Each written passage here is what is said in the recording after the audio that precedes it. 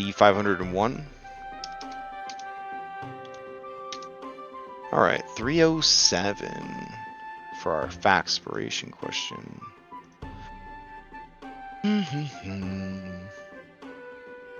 Okay.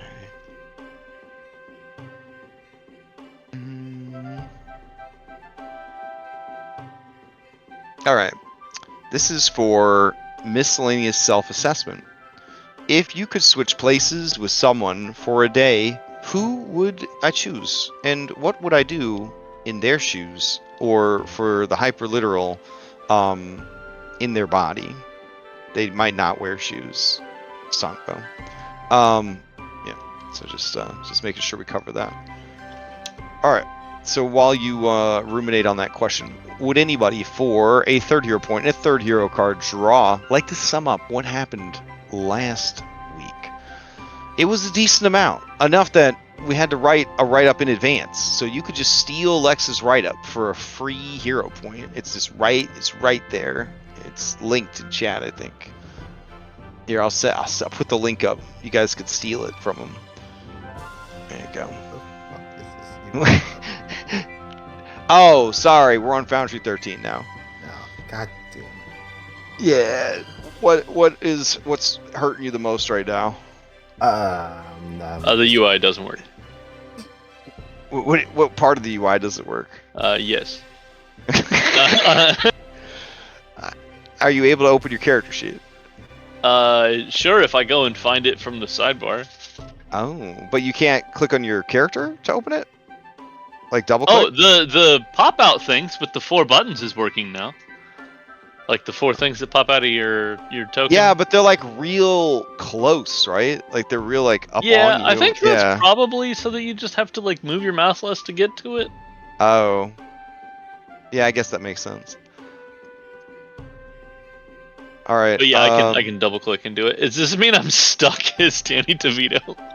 On this scene, yes. I can manually change you, but yeah, there was a couple of mods that supported wildcard that are not caught up yet. So, and every time, which is every 6 months, they change Foundry to a new version. You just sort of like wonder, will my favorite mods still be there, or will they finally say enough is enough and then leave? Yeah, so. It's like every time they update Skyrim or re-release it. And yeah. Like, ah, shit, they broke every mod. Yeah. Yeah. I don't have any favorite mods because I haven't been using Foundry long enough. But like, I was just getting to a point where I was like, I know where things are at. I don't know where shit's at again. So. back to square one. Well, there was another mod I had, which was really good for having new players, where I could pick out settings for you guys for the mods. And then it was called force settings. I could force the settings onto everybody on the server to give you like a better starting point. You know, like instead of being like, okay, so for this mod, you're going to go to menus, or sorry, you're going to go to the menu, you're going to go to settings, you're going to find this mod, then you're going to go to the 3rd button down, and you're going to go to the sub-menu of that sub-menu, and then you're going to scroll down here, and you're going to put number 5 there. All right, now you're going to save, it's going to kick you out, it's going to refresh everything. Like, instead of having to do that, I could just be like, make everybody's settings this settings, and then when you log in, the mod's set up properly without you having to go and do it yourself. That mod hasn't made it to 13 yet. Nice. Yeah. So. Is it a mod that handles the drawing and discarding of hero cards? Probably. Because that's not working. Wow, either. that response said everything. Whoa, hold on. Let's see. Configure settings. So Pathfinder. we just shouldn't draw anything tonight. I see. What, man? So let me see. It says critical hit and fumble cards button. Okay, that's in there. So where did hero cards end up? Oh no. Trying to remember who controlled hero cards. I thought it was a core setting. I did too, but yeah. Oh, it's under variant rules probably. Let me see. I wonder if they took it out because they want to sell them to you. No. I'm gonna keep a positive attitude. Free archetype. We don't have stamina. We have gradual ability boost. We have mythic rules disabled for now. Proficiency without level disabled. Okay, so that's not there. Homebrew elements. Okay, that's we don't need that. Criticals minimum. Critical fumble cards. Condition icon set. World schema. Yes, that thing. Show conditions during encounters. Huh. Yeah, where did our hero cards go? How do I give them to you if they're not like built in? Yes, Which one? the what was it called? The UI that had like the border and shortcuts at the bottom. Oh. Yeah. Yeah. That was that. how I did everything. Yeah. I can't go back now. So the weird thing is, like, I can still see the shadow of it. Yeah, but you can't put anything in there. Oh, on Pathfinder HUD, it's not letting you use that. Yeah, like I see the shadow of it, but nothing's in it. Yeah, and you can't. Are you place able to? anything new in there Oh, it either. won't let you drag things into No. it. Damn. That's wild, because that's the one that also makes the 4 things explode out of your character. Which wasn't working before, but is working now. Damn. Okay. It still doesn't solve the mystery of like where did our hero cards go. Honestly, it's probably not too big of a deal since we mostly use our hero points to re-roll our awful fucking rolls. Yeah, that's true. That's true. The one is called Pathfinder. Oh, PF2E hub. There we go. Yeah, PF2E HUD. You could definitely check and see. Adds a way to link a macro to actions and feats, item as, spells, consumables, anonymous, rune progression. Oof. Let's see. Better effects panel. Better inventory. Dropped equipment won't be accounted for bulk value. I mean, that makes sense. Better movement, teleport tokens, clicking on the board while holding a defined key. Yeah, we definitely want that. No history record, better templates. Wow, it looks like it reset all of tool belt settings. Damn. That's unfortunate. Oh, was it a separate mod for point cards? Was it? Oh, maybe. Yeah, because there's no hair points are there, but there's no cards like associated or whatever. Yeah. Okay. Oh. All right. Yeah, so what happened is it looks like it reset all of the settings for like 2 of the mods that we use for just about everything. I think it's going to kick everybody out and restart because I had to turn on some of the settings. Okay. Yeah, I've been poking around in there since Tuesday, trying to figure out what's what, but I haven't had like an active player in to sort of be like, hey, this isn't working. Okay. I mean, ultimately, we'll still be able to play. You can access your character sheets and all that jazz, but it is a bit unfortunate that we'll have to go without for a while some of our stuff. I mean, I will say it does run pretty nice. V13. It always runs nice when you first move over. All right, so you think Hero Cards is a mod? I don't think Hero Cards is a mod. Cards are a mod, but that's different than Hero Cards. We're just gonna have to go without Hero Cards tonight, I guess. It's okay. All right, so I retract my statement. Would anybody like to sum up what happened last time for an extra hero point, no hero card? If you would, throw a d20 into chat. If not, I'm just gonna read Lex's notes here and and then keep the hero point for myself. Going once. Whoa. I rolled, Going- sir. I'm still loading Oh, in. did you? Wait, now I'm getting in. Oh, where Yeah, you got a mighty 7. Oh, did you? Oh man, I don't even see it. Oh, there it is. There it is. Okay. All right, sold to Goldleaf. What happened last week? Oh yeah, I can't. The mod that lets me show art easily is gone too. Lovely. Yeah. Lovely. Listen, I still got macro wheel, so I'm happy.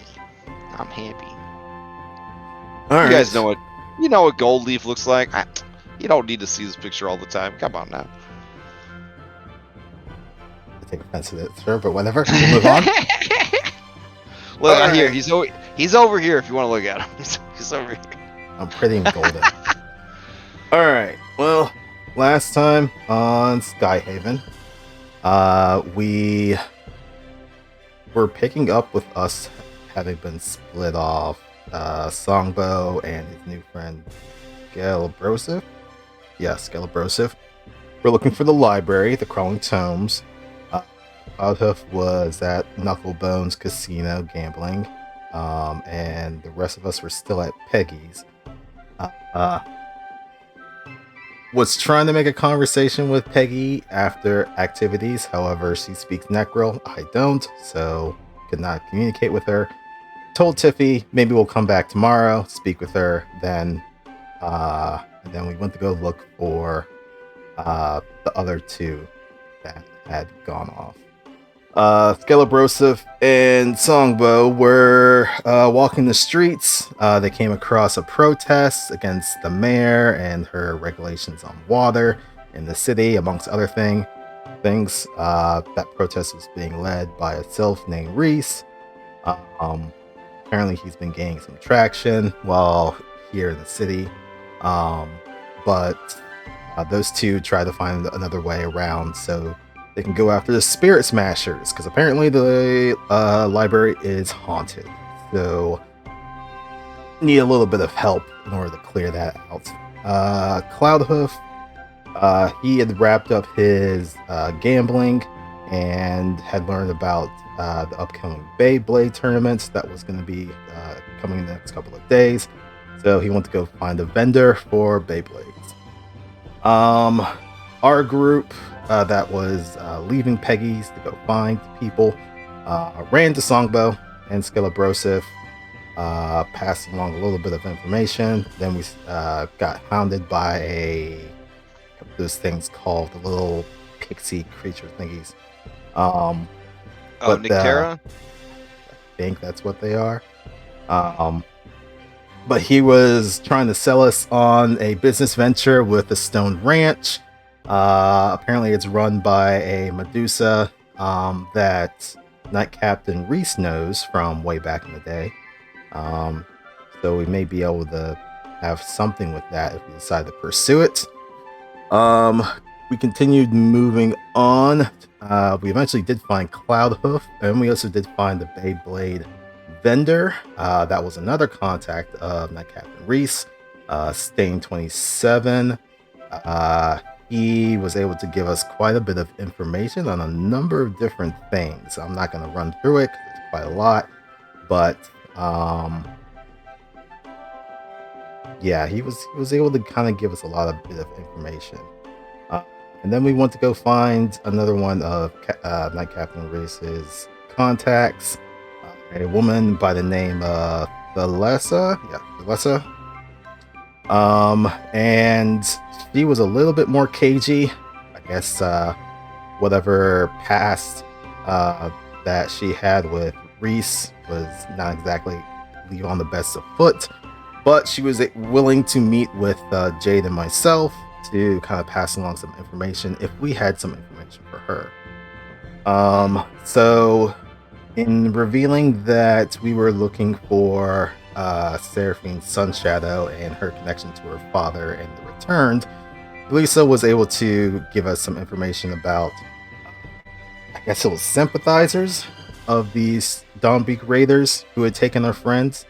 Either them or sympathizers. Still not sure on that. but they have our friends at some abandoned chapel a couple of days outside of the city.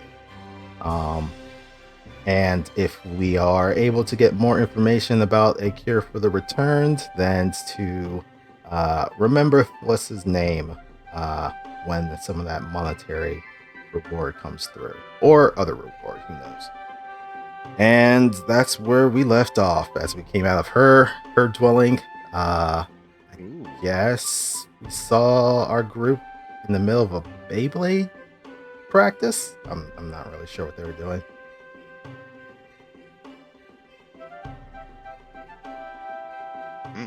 Yeah. Is that? I think that sums it up, right? Most Hello? of it. Yeah. All right. Oh, I was working with this teleport thing, but now I can't turn it off. Oh man, this is gonna be a good night. All right, I'm sorry, Gravel. I'm gonna have to euthanize you to save you. He was so young. I mean, he was a rock, so we don't really know how old he was. I can't. Yeah. I want to say he was a young soul. All right. Does anybody want to, for a factspiration, a D3 that they get added to a D20 roll, want to answer the question? If you could switch places with somebody, who would it be? What would you do? If it's a fellow crewmate, you must keep it, respectful, even though it's meta knowledge. Like, we all have to sit here together, know what lurks in your heart. So, Okay. Anybody? Ooh, look at that mysterious die. All right. Songbow with an 8, going once, going twice. All right. Songbow. At this point, I would be hitting. I'd be hitting like Shift Z, and you'd see a beautiful picture of Danny DeVito, or a crowbar, or a little raccoon, or a raccoon man, or a Beyblade. But right now, it's just the theater of your mind. So tell us, great one. Who would you trade places with?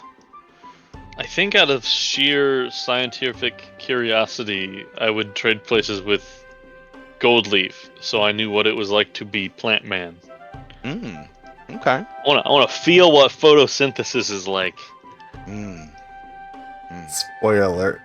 This feels warm, but also nothing at the same time. All right. You may ask the same question of any willing PC or any NPC you've met during your adventure. This picture of a Drider. No. Do we even meet a Drider? I think there were some Driders spotted, but you guys did not go talk to them. Who would you switch places with? Who, me? You. Who you. would you? Oh. Okay. I was like, you can't ask me that question. All right. So who would you? Who would you, the player, crash, Jim? Let's see. Who would you switch places with? He would switch places with Silver Eye, so that she could honorably kill him.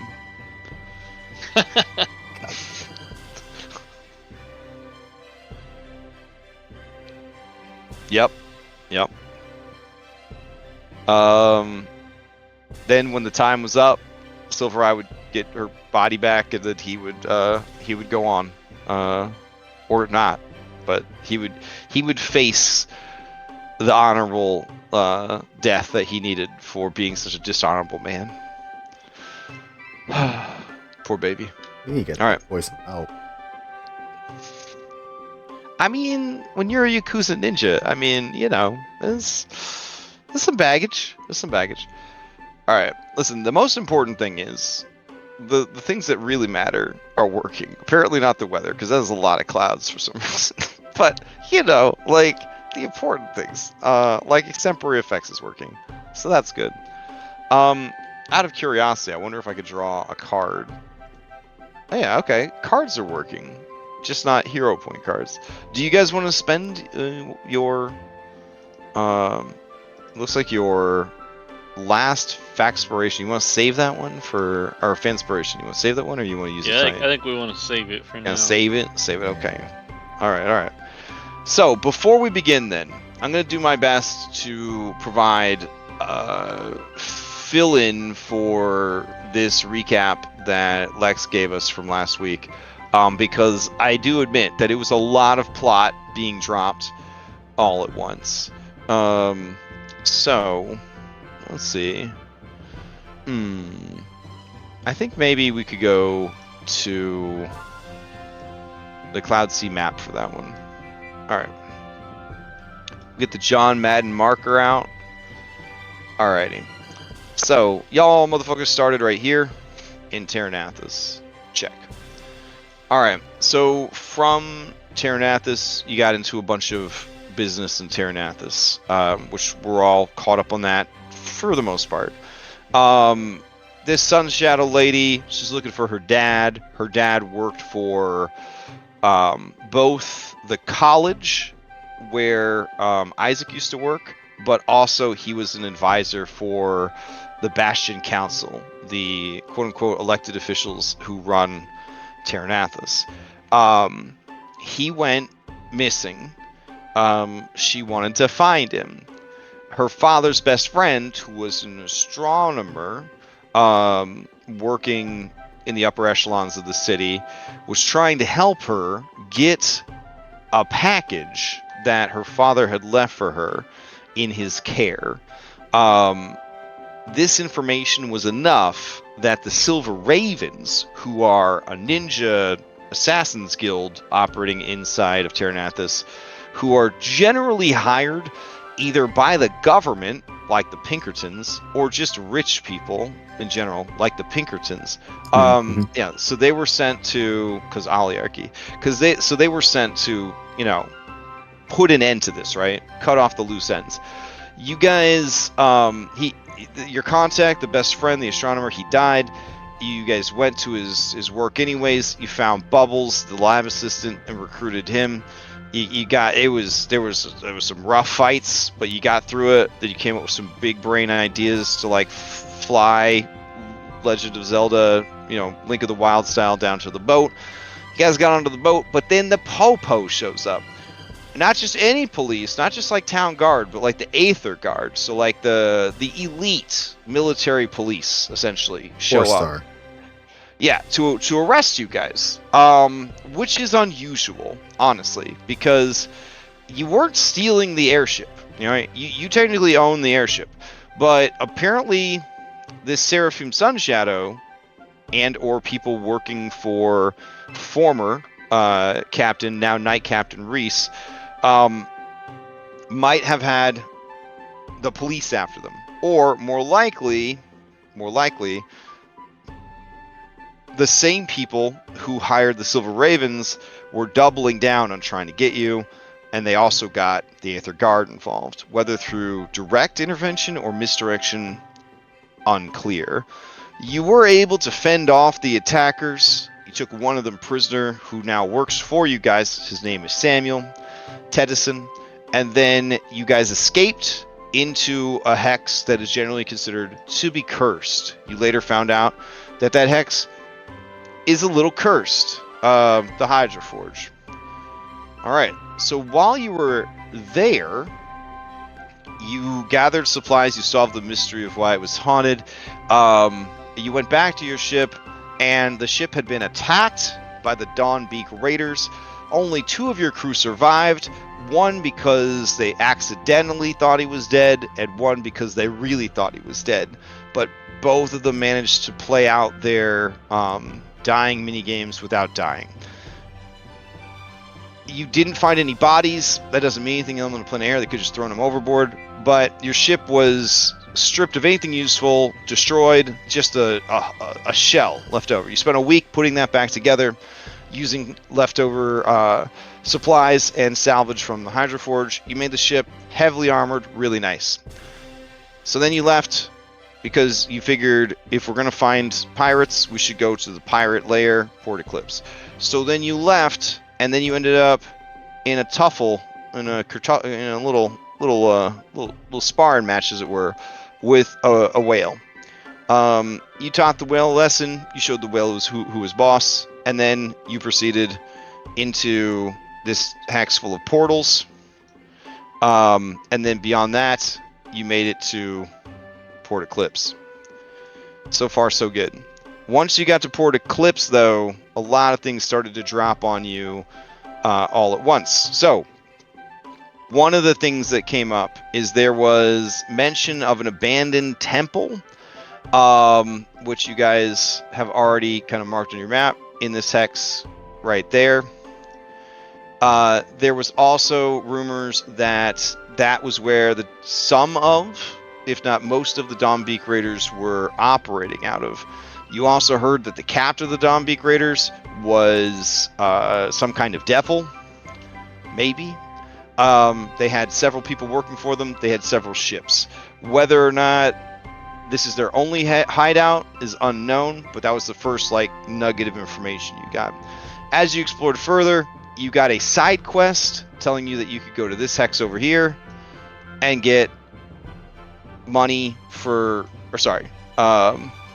you could get marble for meat, which you could then sell that stone other places, or she might pay you outright, depending on the quality of the meat that you bring in. You also heard about Amon Kalara, which is the closest Jathum city, and that is located in a hex even further away than the Stone Ranch. You also heard that the current ruler of Port Eclipse, who took over when she defeated someone by the name of Captain Steelskull and took his place as leader of Port Eclipse, seized control of the city's water supply as a means to cement her position of authority in the city. There is a local rabble-rouser, a street urchin, blue-collar worker turned revolutionary named Reese. Definitely not in any way related to Knight Captain Reese. And he is causing a stir within the city. This is further impacted by the fact that the Dawnbeak Raiders are pretty popular, but they are opposed to the mayor, and their presence is outlawed in the town, but they have a lot of sympathizers in the town. Now, the Dawnbeak Raiders, they all wear masks, and the masks always have a beaked creature motif. And so these quote-unquote sympathizers in the city could actually just be Dawnbeak Raiders, but they're not wearing their masks, because, masks hide your identity. So they call them sympathizers, but there's a strong it's a strong emphasis that the sympathizers might not always just be sympathizers. They might actually be Dawnbeak Raiders.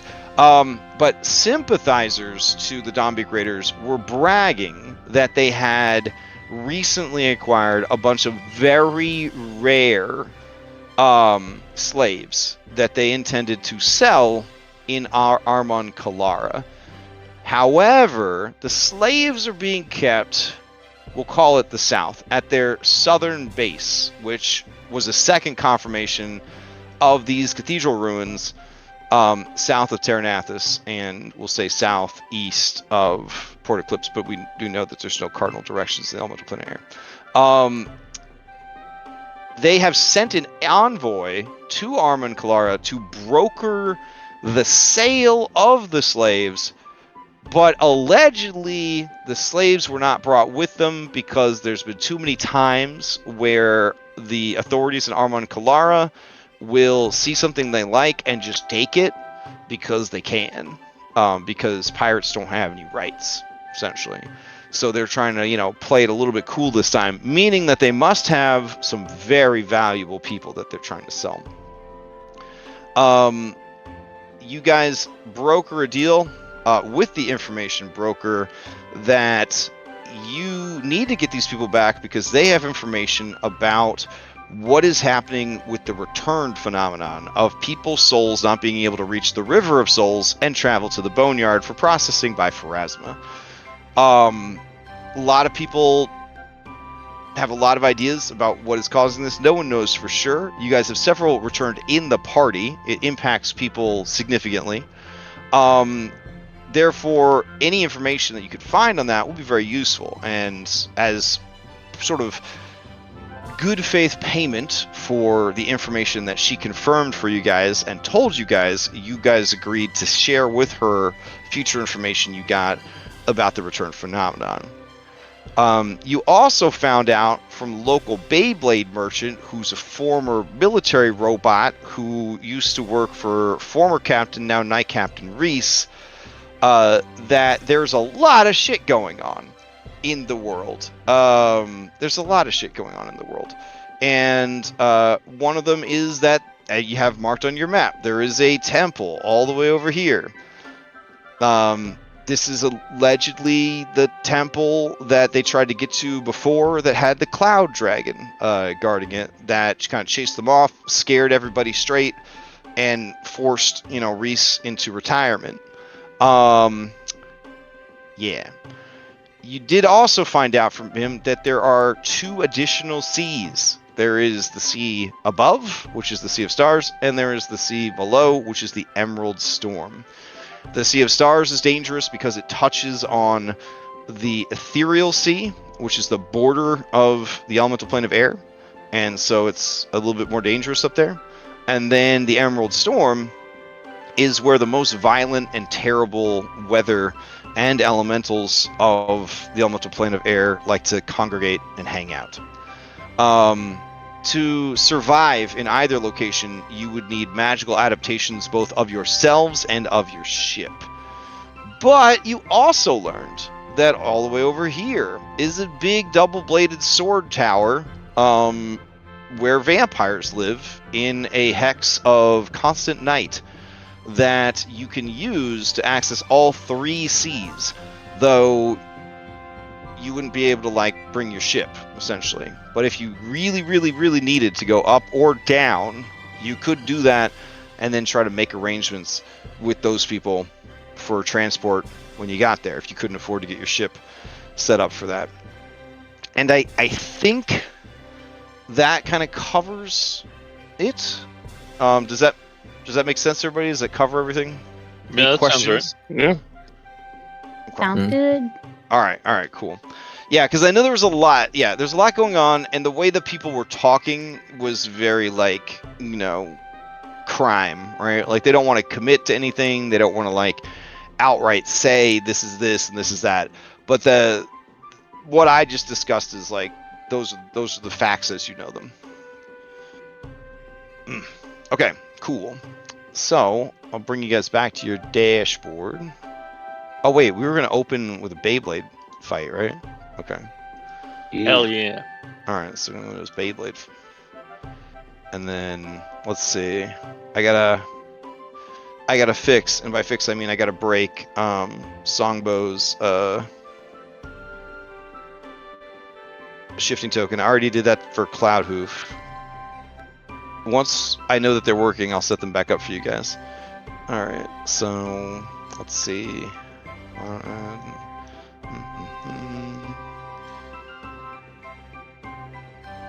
Alright, 2, 3, 4, 5, 6. Alright, cool. Alright, so obviously a Beyblade arena isn't this big, but it is hex based because it's got to be round. So what I've done since last week for the Beyblades is there is a creature, of course there is, in Pathfinder that is a Beyblade. I don't have the mod that lets me. Oh, there we go. Behold, Beyblade the creature.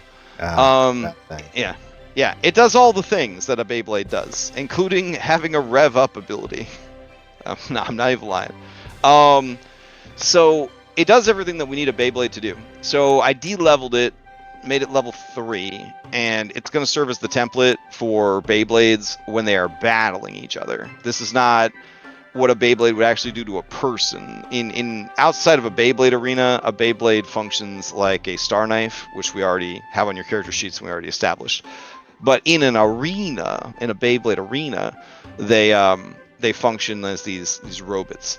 So where do your skill checks come in? Okay, so we discussed the different skills that you could use, which is lore Beyblades, obviously, thievery, and let me check my notes. Okay.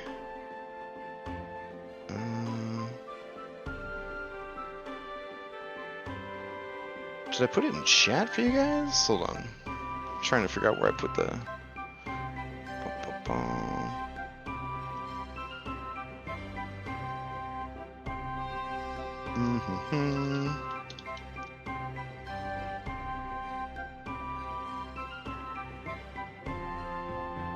Alright. All my... Yeah, my UI is just completely shifted around. It's horrible. Alright, let's see.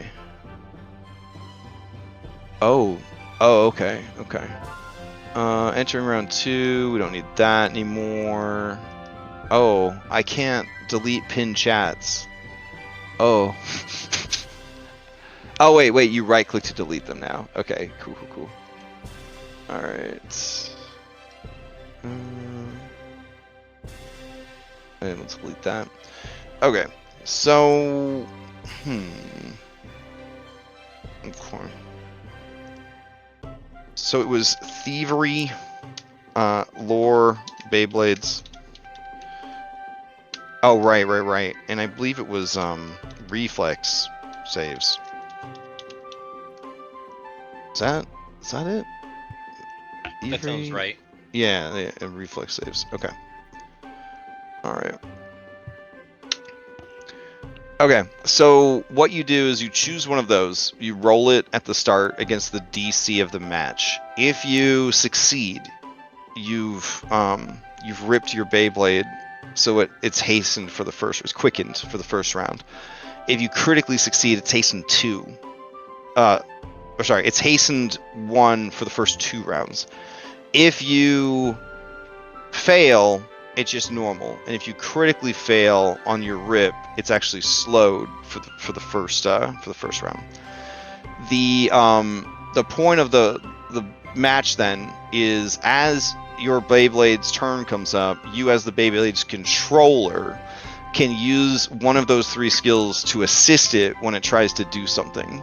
So if you're really good at those skills and you use assist, it's going to be better than the normal kind of deal. The Beyblades would fight it out, just like, normal Pokemon style, battling it out. And what a Beyblade brings to the table, and here I will give everybody access to the basic bitch Beyblades, so you can see what it's all about here. There we go. So they have a +10 acrobatics, +10 athletics baseline. They have completely average armor class and hit points for their level.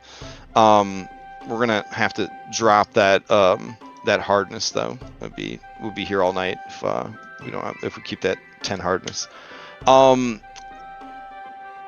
So they have Blade, and Blade should actually be reading as +10, not +23, to give you an idea of how strong the actual monster this is based on is. There we go. And then they do an ass load of damage. 2d12 +12. Man, that fight's gonna be over quick. Hold on. Let me see why it's doing that. Rules. Bro, hit so hard. Why you hit so hard? Let's see.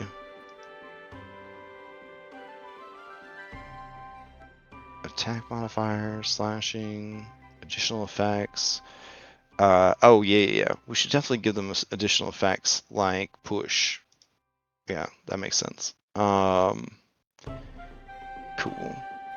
And trip. Yeah. All right, sweet. Okay. So let's see. They have this ability called Rev Up. So the Spiral Centurion is not acted yet. You spend an action, you up your speed, you get a +2 circumstance bonus to attack and damage rolls till the end of the turn. Trample. If you're fighting in a big arena with lots of other blades, this allows you to hit blades while moving.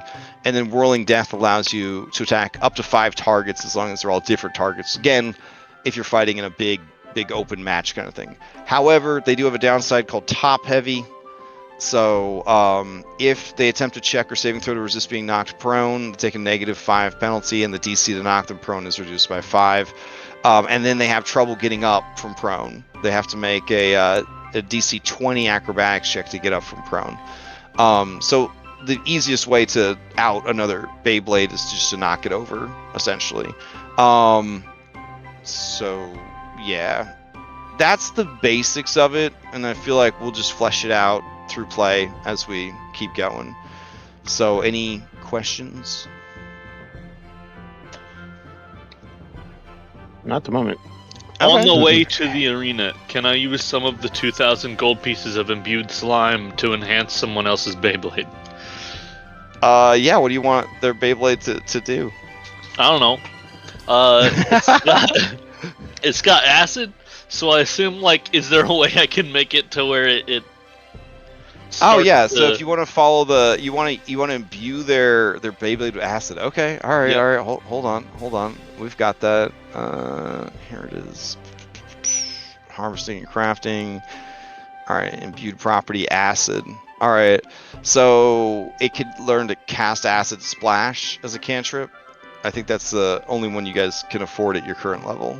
But it would still cost you a bit of money. So hold on a sec. All right. Imbuing items. All right. Cost to imbue by level. All right. So imbuing a level 2 effect, it would be 35 gold of your available slime. Out of the 2,000. Yeah, out of the slime, yeah, that you got. Does... Okay. So, like, later, if I wanted to go and I wanted to imbue more slime into somebody's Beyblade, does that 35 Count towards the total? Yep. It's Okay, total. perfect. It's total cost. It's total cost. Yep. Then yeah, I wanna imbue Cloudhoof's Beyblade with acid. Oh shit! All right, hold on. Let me get Cloudhoof real quick, and go to his equipment. Cloudhoof, do you consent to this? Yeah, absolutely. Okay, all right. Let's see. There's your Beyblade. Sweet. All right, and then we'll drag acid splash to it. Heighten to half the item's level, rounded up. All right. So I think I have to actually put it on your innate spells. So that'd be primal innate. There we go. And then acid splash. Nice. Okay. So now you're. Does that mean I have to be wielding the Beyblade in order for me to use it? Yes. Yeah. But you Okay. can also use it now, in addition to the Beyblade being able to use it while it's fighting. Yeah. And I mean, it's a cantrip, so you can cast it as much as it wants. So that's cool. All right. So mark off 35 gold, and then we'll comment on your weapon, like, to make sure that we have it listed that it's been upgraded. All right. Is anybody else using any of the acid for imbuement at this time, or?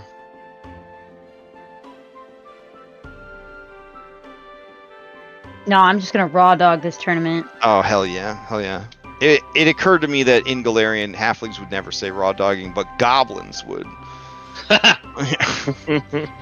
Yeah, that's definitely something goblins would do. That's when you eat a dog raw and you risk all sorts of illness and stuff. It's much better to burn the dog alive with fire than eat it.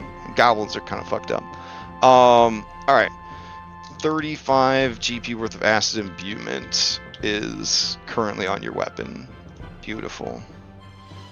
All right.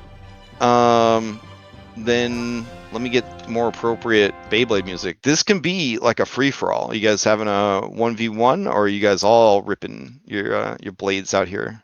Because I got to make you each your own Beyblade actor, which you can then send me art for or swap art for. Let's see. So Beyblade copy, and then we're gonna have Beyblade unique. So let's see, duplicate.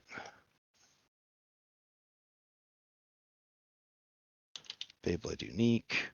All right. I think it'd be cool if we got animated tokens of them constantly spinning, which I could definitely do. Just it would not right now, but we could definitely do it. All right, link that. Do that. Obviously, they need to be able to see so that they can fucking kill everybody. All right. Okay, hovered by anyone and update. All right, and I just got to duplicate it like 6 times, right? So here we go. 1, 2, 3, 4, 5, and 6.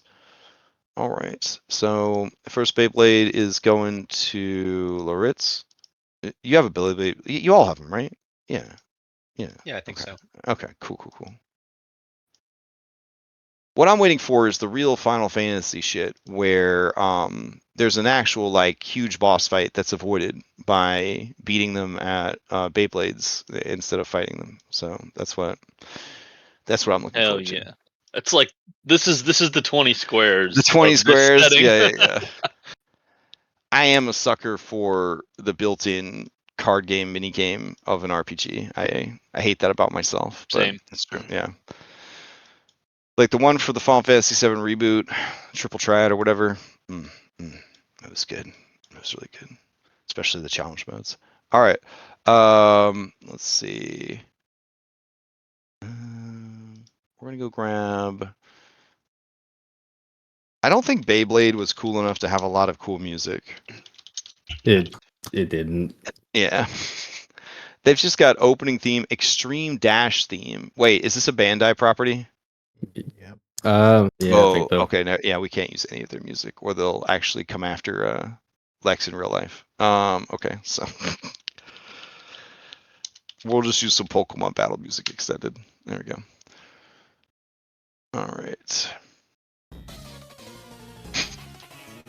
All right, I'm into it. Okay, so what should I be naming what is the name, Loritz, of your Beyblade? Sorry to put you on the spot like this. Stonebreaker. Stonebreaker. Ooh, that's good. Don't keep it in your pocket. Don't you keep it in your pocket. All right, let's see. Identity, Stonebreaker, done. All right. Stonebreakers entered the arena. All right. What about you? Let's see. It was how many gold worth of slime was it? How many gold were the slime? You had 20,000. Yeah, well we had 2,000 gold, 2,000. and it took. Oh, it was 35. It took 35. Okay. Yeah. All right. Jade, what is the name of your Beyblade? Calliope. Oof. That was all right. Andronicus, his daughter's name. All right, Calliope. All right, got it. All right, that's a good Aslantean name. Okay. There you go. Maybe you had a friend named Calliope growing up. I don't know. All right, so Calliope enters the arena. I've added the imbued slime to the ship's sheet, so you can get rid of that message. Oh, beautiful. Thank you. I'm getting ready to do the ship repair materials too. All right, Gold Leaf. What is the name of your Beyblade?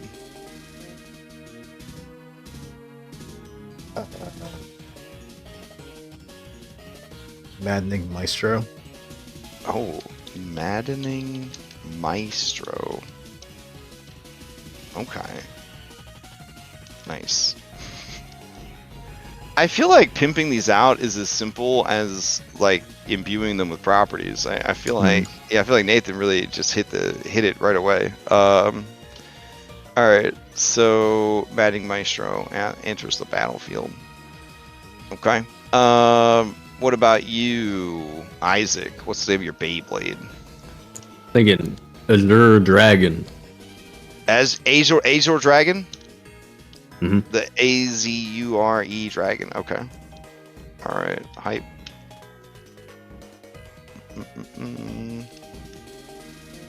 Alright. We should probably make them bleed paint like Splatoon. I feel like this match is going to be real gruesome. Gonna be a lot of blood, like all over the place. Alright, alright. What about Stone? What's the name of your Beyblade?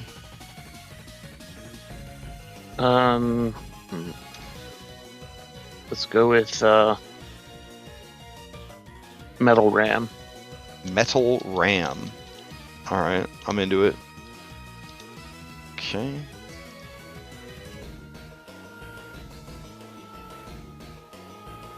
Okay, and then we've got Songbow. What is the name of your Beyblade? Songbow just turned like I didn't buy one. I just planned on you turning didn't? into a Beyblade for this one. Okay. So it's just also Songbow. Oh right, you're turning into one. But you're gonna be so much stronger than these Beyblades, and if they might kill Songblade. you, they might kill you, dude. Look, it's dangerous. The hero's Or death. are we gonna house rule it that when you become a Beyblade, you have the stats of a Beyblade? Because that's what happens when you turn to a crowbar, right? You become a crowbar. Okay, yeah, okay. yeah. All right, fair enough. All right. In that case, your Beyblade will be named Songbow. All right.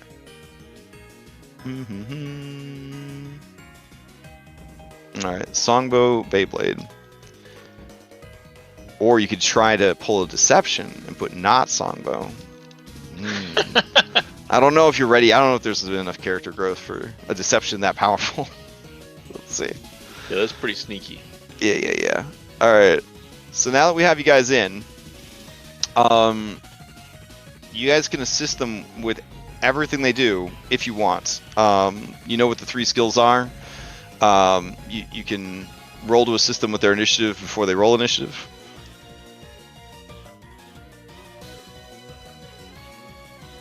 Or you just let it ride if you're worried that your skill at any of those 3 skills will be a detriment. But you are shooting for a 15. Ooh, okay. So Laritz, yours gets a +1 circumstance bonus to its initiative roll.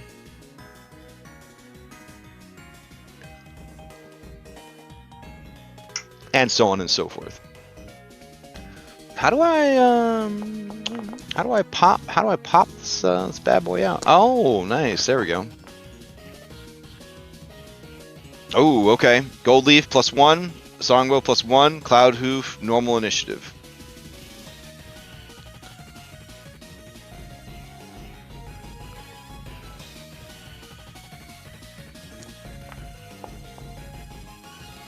Oh, damn. Jade +2 to your initiative roll when you go to roll in.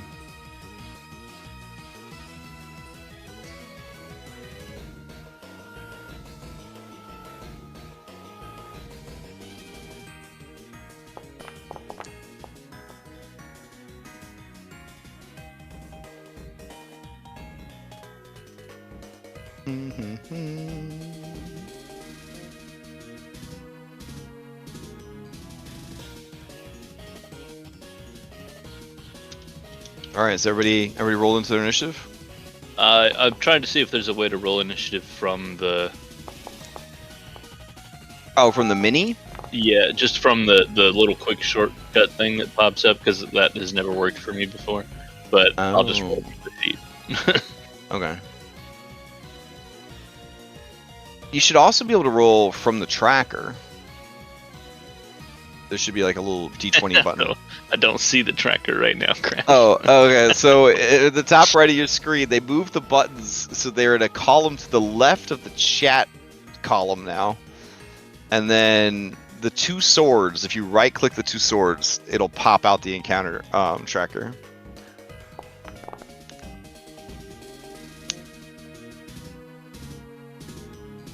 All right, Gold Leaf, you gonna roll that initiative? Wait,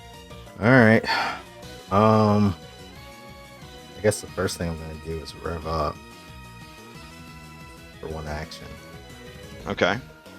Get strong. Makes sense. There's a little box you could check on your character sheet that says that you're revving up. Yep. Let's see. Rise up to its speed. It goes to next turn. Quicken doesn't go into effect. Is Quicken in effect now or next round? As I think further- now. Oh, it's now. It happened. No, it happened during initiative. So when your turn starts, it's in effect. Okay. Yep. All right. So you have four actions, but the quicken one must be used for a stride or a strike, essentially. Okay. So rev up has a stride in it, so it's gonna stride up to the Azure Dragon. It's going No! to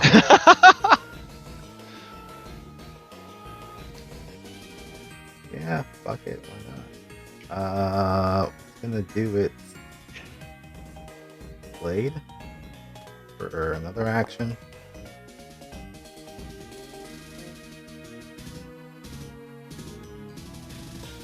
Guess that's a crit. Oh. No!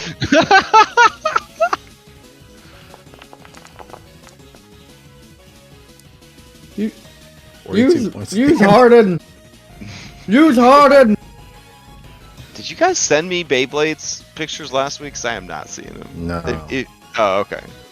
Oh, I If just you- downloaded one and converted it to PNG for you. Oh, okay. Send it over. Send it over. Okay, that's one attack. So you can look good as you're destroyed. The second Uh-huh. one on that map. Did you survive the first attack? I don't know yet. I'm still playing with the picture. Why are you getting a plus 21 to your attack roll still? Oh shit! No, the blades are too high, guys. Sorry, I don't know why. Yeah. Shit. I didn't remove the fucking background. Yeah. Fuck. I think the Okay. one you copied over is different from the. I'm seeing two Beyblades in here. There's one that has a plus 10 strike, and the one that you copied over has a plus 25. Oh fuck! All right, I have to change that one for all of them. Hold on. Sorry guys. There we go. And okay, so Azor delete, and blade. All right, and then Batting Maestro, delete. All right, and action. All right. So can you remath out if you had only had a plus 12 instead of the plus 21? If you want to keep your rolls, if you just want to re-roll, that's fine too. Oh, What was it? Damn What was it? A plus 10? The AC. Well, is- it's a plus 12 total. right, because of the rev up. Yeah. I And think everybody's that's- AC is 18. I think that would still be a. If it's 28 then or higher, it's still a critical hit. I think that would have been a 26. So maybe this shot. Okay, so it's just just be regular damage. All right. So then I will just do regular. I'll send you a message there, Crush. Okay, hype. So 31 points instead. Is it still doing the 2d12 plus 12? Is that the right damage? It's apparently still doing that much damage. Yeah, it's apparently still doing that much damage. So. Okay. So then 31 points on that first hit. And that was just a regular hit. I feel like 31 points. You know what? That's probably why they had the hardness. All right, I would think so. but it wouldn't matter though, because if you hit, it's not like the hardness is going to reduce the damage. It's just hardness you got to get past. So yeah. Oh, beautiful. Okay. All right, hold on. Yeah, we should probably adjust the damage. I'm thinking that's pretty fucking high. Let's see what we could do about that. I mean, on the plus side, if the damage is really high, like it makes the It's quick. round go fast. It But I does feel make like- it go I feel like faster, yeah. The max. Yeah, Saint's attack is 2d12 plus 12 slashing. I feel like the regular, like a average attack damage, if they got that each time, it should take like 4 rounds to kill one or something like that. Well, they only have 45 hit points though. Yeah. Okay. Maybe Average less, the maybe average 3. damage on the blade attack would be 25. Wow. Okay. Let's switch to. We'll do 1d 12, and then we'll still keep the 12. So Or that. just change it to like 2d8 plus 8 or something. Like keep the way Yeah. it's done, but just scale it back. Yeah. All right.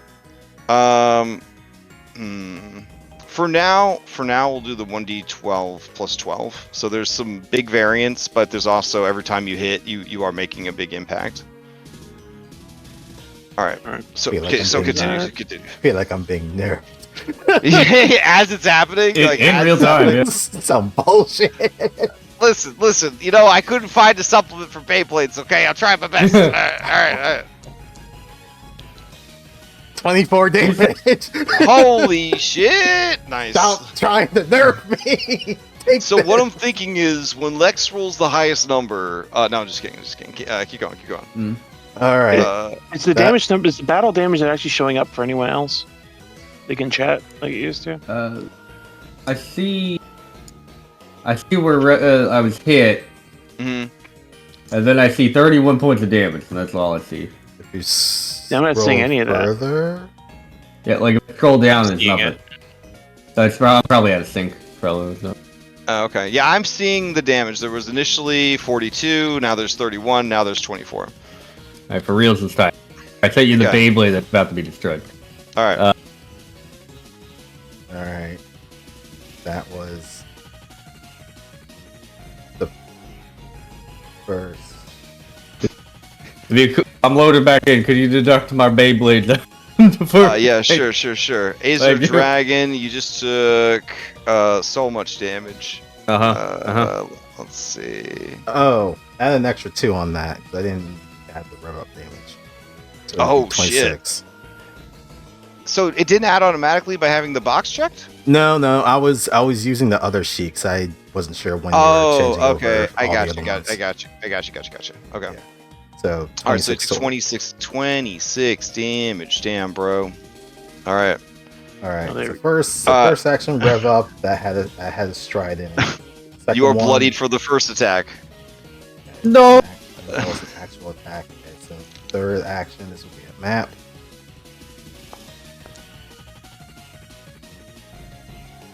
$18 hits. All right, that's just gonna hit. Yeah, 21 points. of 21. Well, that destroys their Beyblade, so they're done. Wow, like winning my initiative battle really, winning initiative really matters. This is like a shootout in front of an Western saloon. Yeah. Like, holy shit. Okay. Well, I feel like what's gonna happen is whoever's last will win. Oh, like Mario Kart rules. Yeah. Yeah. I have one that last action, which is quicken. I'll just move back here.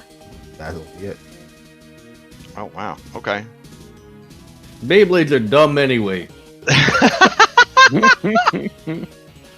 Oh man. All right. So play passes to Metal Ram. You're up. I will say, if anyone's looking at Gold Leaf, he didn't seem as interested as before, but once we actually started playing, it's almost like he's played before. Oh dang. Okay. Well, I guess we will rev up.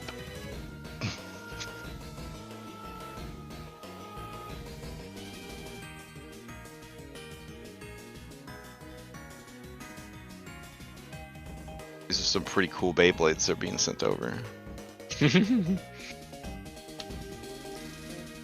I haven't wasted money like this since I bought those pictures of monkeys.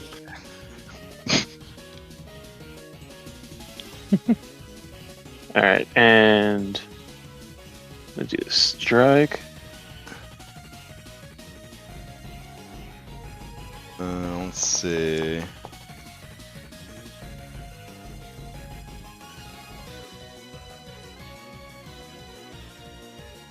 Yeah, of course I miss. All right, and then is that your 3? Well, that's just my 1. That was okay. speed and. All right, you get 3 actions though. Do you have anything else? Yep. We are gonna try to push. Oh, okay. They're top heavies. We're gonna try to knock him over. Well, that would just be a trip. You just do a trip. Oh, yeah, trip attack. Yeah. But the danger of doing a trip is that if you critically fail a trip, you fall down.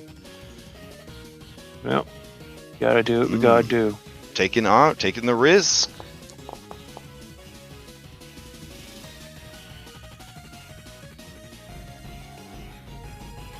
All right, that is a success. You have been flipped over, Maddening Maestro. All right. Where's your guy go? I don't know. He's. Is she gone? Who, me? No, I'm looking for the metal ram. I think you put the wrong token on him. Oh, okay. I got you. All right. So yeah, Maestro, you've been flipped over. That means you're out. Ha! No, you have to be out for 3 rounds in a row. Three. If It's not just knock over and you're out. No, yeah, it's 3 rounds in a row. But it sucks for them because they have to do an acrobatics 20 to flip back over.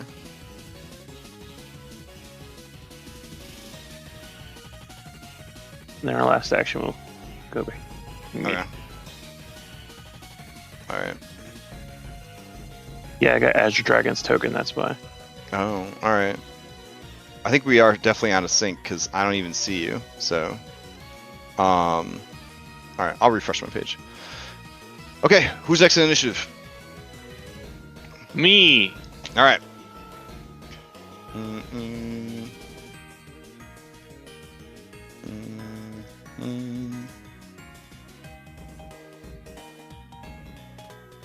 All right, so I got 4 of these here Pac-Man, right? Correct. Because I'm queakened. Yep. All right.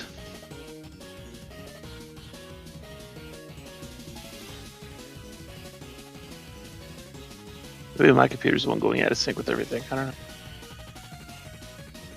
I'm just happy we didn't lose power, tornado or whatever. Yeah, it was like crazy for like 45 minutes, and then it was forever. Oh, okay. I was out of sync. I can see you now. Metal ram. All right. Yeah, quick prompt. There we go.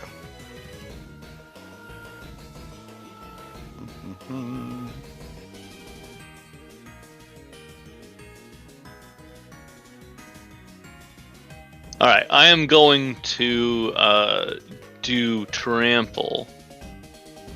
Oh, okay.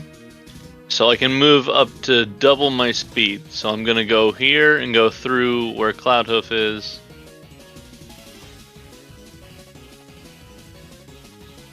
And then go over here next to the Maddening Maestro. I know. And so the monster strides up to double its speed and can move through the spaces of creatures of the listed size, trampling each creature whose space it enters. The monster can attempt to trample the same creature only once in a single use. Deals damage of the listed strike, but the tramples creatures can attempt a basic reflex save at the listed DC, which is 18. So that'll be a DC 18 save from Maddening Maestro and Metal Ram. Nice. Okay. Critical success. Haha. Nice. Oh.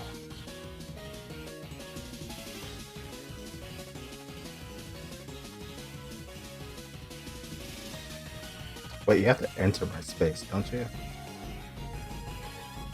Not head next to me. Ooh, yeah. What does it say in the trample? Double its speed, Every- can move through the spaces of creatures of listed size, trampling through basic hand tools. It should be equal size because they're the tops or whatever. But Yeah, it's got them listed. It says medium Yeah, or smaller. Oh, okay. All right. So, do you have enough movement to get through both spaces?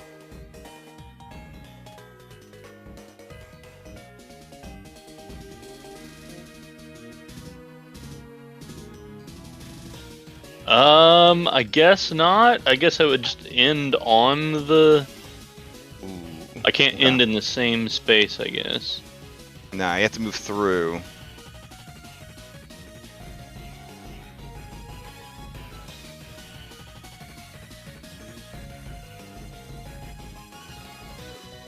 Okay, I guess it'll just be for Cloudhoof then, and then nothing happens. And then my last attack. It's not letting me target. There we go. Isn't trample a 3?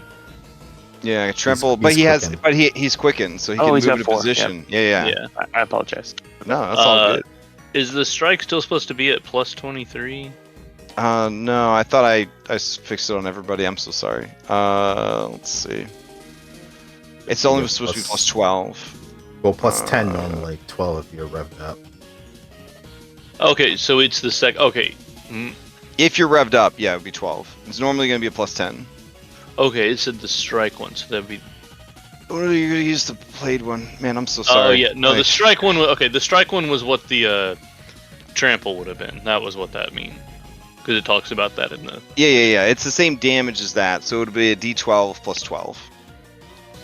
And they do a save for basic damage. Alright. Let's see.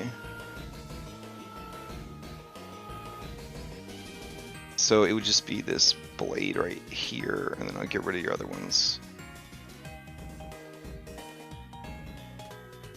So if you had yeah, okay, I got you. All right, sweet. So did anybody not make the save? So he critically succeeded. He wouldn't have taken any damage, and then you had to end, and then you had to end there. Okay. All right, play passes to the Stonebreaker. Okay, I am going to. Yeah, I'm gonna rev up, I guess. One action. Where's that? Away. Okay, so he's revved up, and then I'm going to stride over to Calliope, either Calliope, and then we're going to go for a trip attack, which is that just represented with the plus 12 modifier? Yes. If you click the rev up button, then it will add the plus 2 automatically. Yep.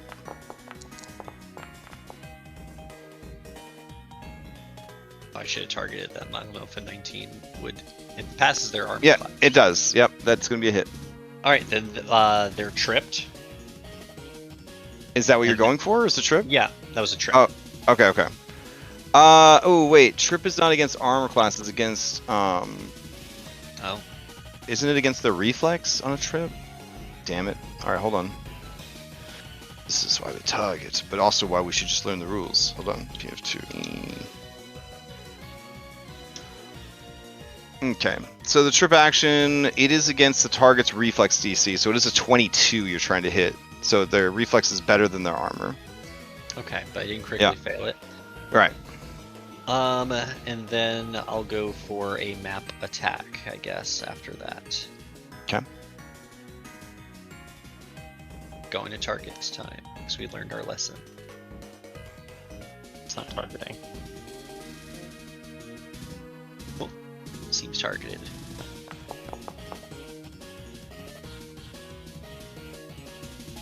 I swear it is targeted that time, but I believe that hits. Nice. Damage. Okay.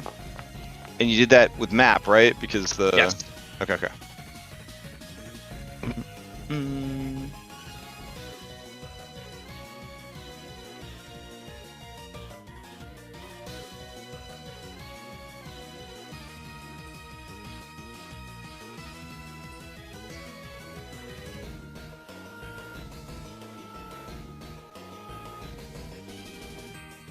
All right. You can roll us the damage, or I did roll the did, damage. you did it? Okay. Yeah, I keep getting knocked out of sync. Okay. All right. Then play passes to Calliope.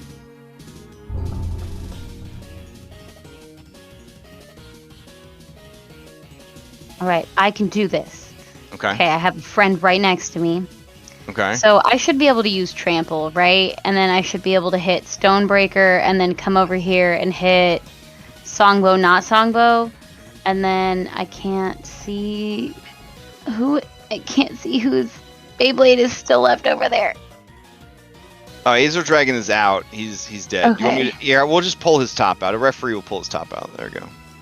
Oh, right. There's a new thing where even the DM can't move objects through walls unless they push a special button.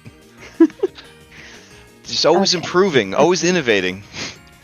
All right, so when you trample, you get to stride double your speed, so 40 spaces, and anyone you move through can't end your turn in, but anyone you move through during those 80 movement, you get to, they have to make a basic save.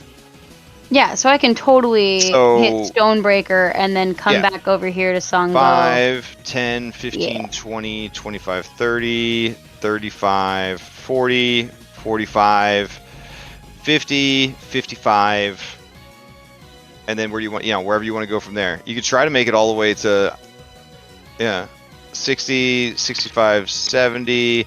Ooh, you will just be short of reaching Stone. So I don't know if you want to go over there or not. You could end next to Stone and then use your strike on him with your fourth action. Yeah, let's do that. Wow, aggressive. Okay, all right. So post up your trample so that everybody knows what they gotta save against. I will say all of your Beyblades are adorable.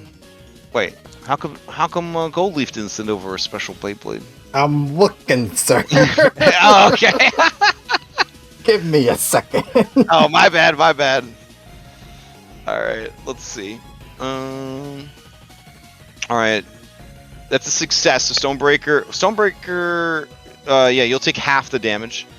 Songbow, we need that dexterity, that reflex save, and then Maestro, we need that reflex save.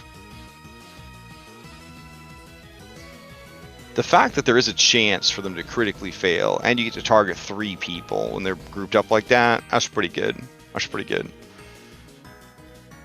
Maestro thinks if he doesn't roll the reflex save, he won't take any damage.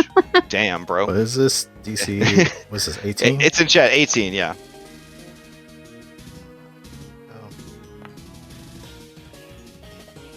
All right, success. So you're all going to take half damage. So Jade, what you would do is on your sheet where it has your description of blade, you're going to mouse over 1d12 plus 12 and just click it.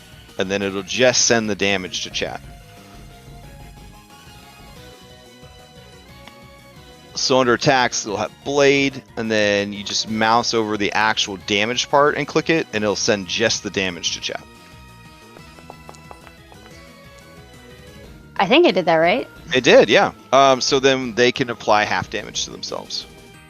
All right, now you want to target Metal Ram, and then you want to do a strike plus 10. Oh, it because there's no map let us penalty. take the damage. Oh, really? Yeah. Oh, why didn't you guys take any damage? Oh, from it? hardness. Oh, because your hardness is too high.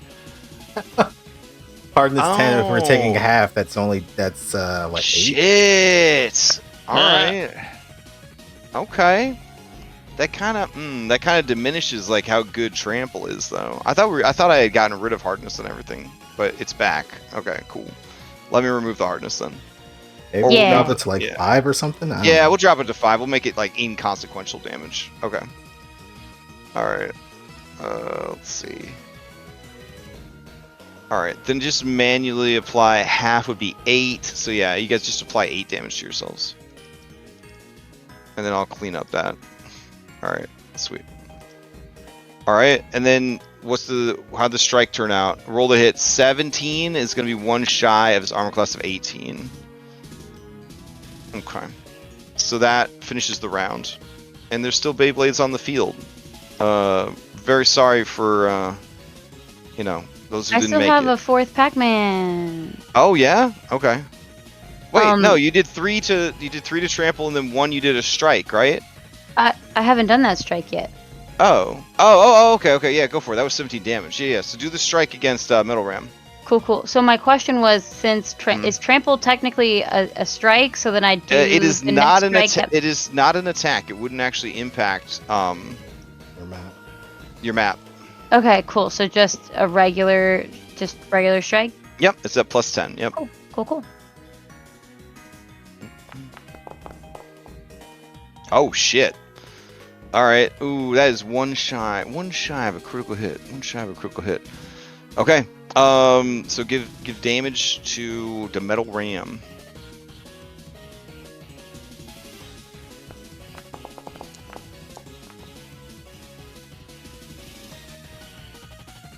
All right, 16 damage to Metal Ram. Okay. It's like Dragonbane damage. Like, that's crazy. All right. Next round. Maddening Maestro. Your Quicken would wear off because you didn't crit your initiative, or did you? Nope. Okay. This is regular. All right, and then what do you got? Right. Oh, you're trying to get up? It's the only thing I can do, right? Oh. No. When you're prone, you just fight, unless it says that specifically that you can't do anything while you're down. Says a Top heavy. Beyblade that has been knocked prone can't use any actions other than to attempt to stand, but will succeed at Bro. acrobatics. Oh. That's why knocking down okay. with top heavy. I was like, yeah. All right, do it. Yeah, try again.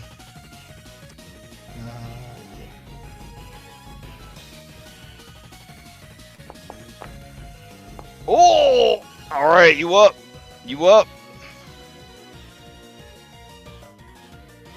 All right. I guess we could just make it if you fail all the attempts on your turn to get up from prone, you're out, rather than 3 rounds. It could just be 3 checks. Yeah, 3 checks, basically, yeah. Yeah, that's good. Yeah, 3 checks.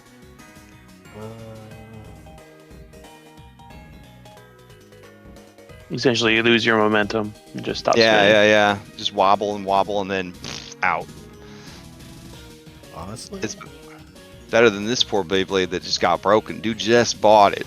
You gotta get it repaired. let's try the way. That's it. Alright. Man, could you imagine if a Beyblade was taught like opportunity attack or whatever? Oh my gosh, a reflexive strike? That'd be crazy. Metal Ram, you're up. You're watching the bedlam everywhere. You've been hit by Calliope. What are you doing? We are going to strike.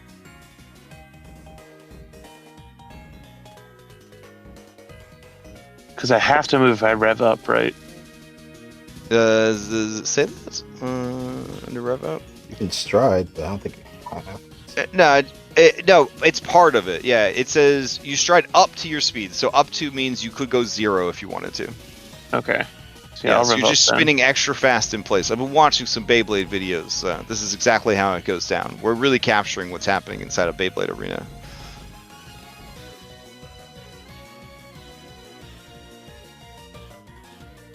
Strike.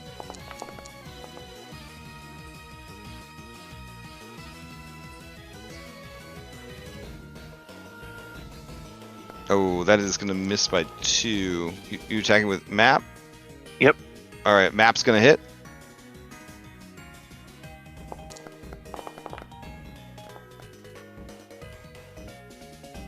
Oh, another spicy thing. It could be like starting in round 4, everyone gets slow 1. Then starting in round 5, you get slow 2. And then, you know, that's pretty much it, kind of thing. Where's all my 3? All right. So 17 points of damage to Calliope. Metal Ram just in place, spinning hard, smashing against you. All right. Play passes to Stonebreaker. Okay, I'm gonna do rev up, and then that includes moving my speed. It's a ruler. Okay, I'm over to you, Songbow.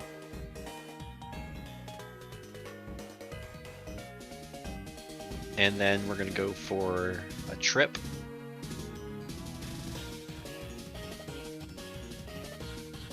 This one's for a trip attack. Why did I make it private? I don't know. You're gonna have to tell me if I did okay. That is a critical miss. I'd like Nice. to reroll- Oh, no. Goof all over. Hold on.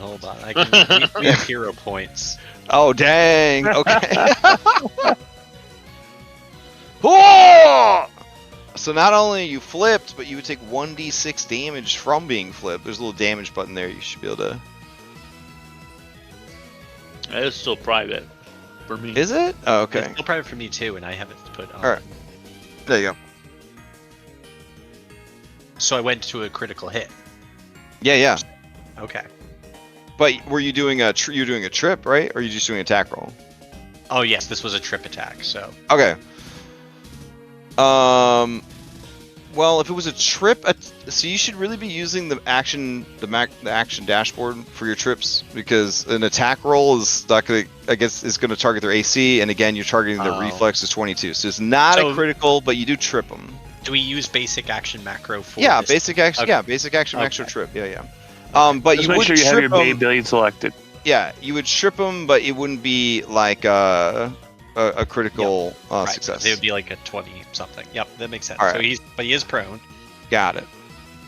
And then I will go in for my map attack. Okay. Oh, fast slip don't work anymore? That's rough. Wow. Damn. Okay. Songbow, you're feeling all this damage. This is real for you. This is you're putting your life on the line here. But it's probably one of the most exhilarating experiences ever, I guess. Alright, so Stonebreaker then follows up with a melee strike against you, which does hit 16 damage. So you're knocked down and then hit for 16 damage, and that's 3 Pac-Mans. Yep. Alright, play past the Songbow. Songbow, you have to get up. You get 3 attempts.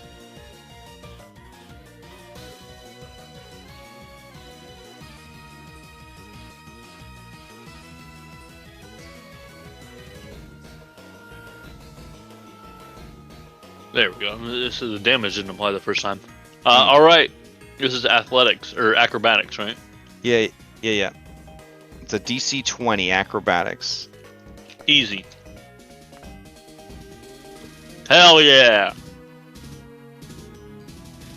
Oh shit, alright, you were up. You got 2 Pac-Mans.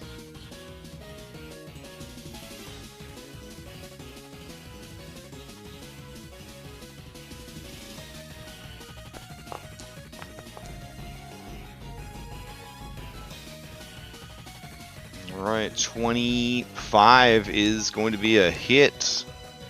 Oof! Rolled max damage on that. Stonebreaker, go ahead and apply that damage. Oof. Alright. Oh. Alright. Anything else to that song? Oh yeah, Songbow got another. Oh, another hit! Oh man. So this Beyblade like bounced back up and just starts wrecking. Shit, like a whole 18. Oh, alright. It's that move where it flips back up and lands on top of the other Beyblade and starts beating on it. It's on its last leg. Oh no. Alright, Calliope, you're witnessing top on top violence in here. We thought this So top had hot. bottomed out, but then he flipped it around, you know what I mean? Alright, what do you got? Oh, let's see. You know, we could go for another trample. That sounds like fun. I think that might be the play. Is Maddening Maestro down here just hiding from everybody? Is that the play? Or are they out? Seems like it. Hiding. Seems like it. I'm reassessing the battlefield. The fuck y'all Oh, talking about? That is. Y'all peons can You fight know- amongst yourselves. I still think I could definitely do a trample, and I could hit 1, 2. Yeah, I could hit all 4 of you guys. oh, dang. I think 80 feet of movement. I could do that. No problem. No problem. So we're Yeah, gonna over here start with trying to Metal find Ram, fucking and part. then we'll go to Maddening Maestro, and then we'll end right next to Stonebreaker and Songbow.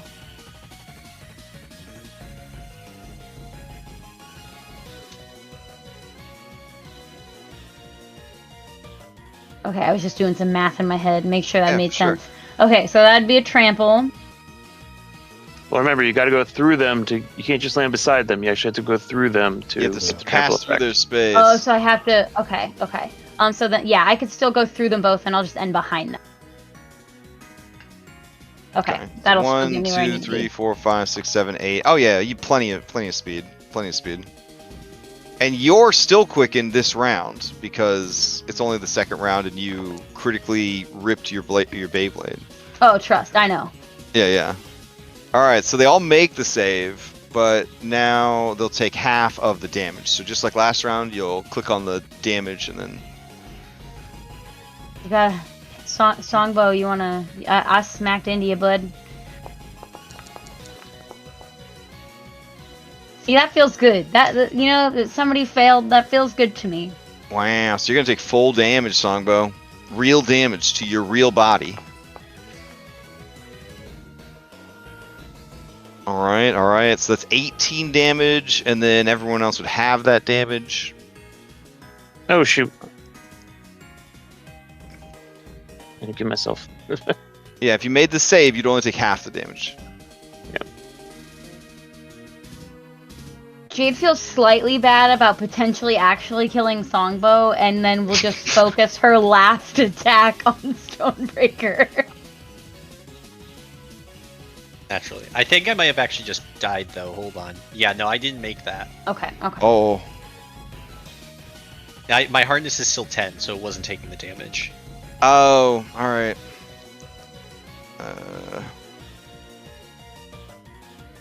No, it says your hardness is 5 on Either way. Stonebreaker. Oh, okay. All right, but you'd be Dunzos. Okay. Yep.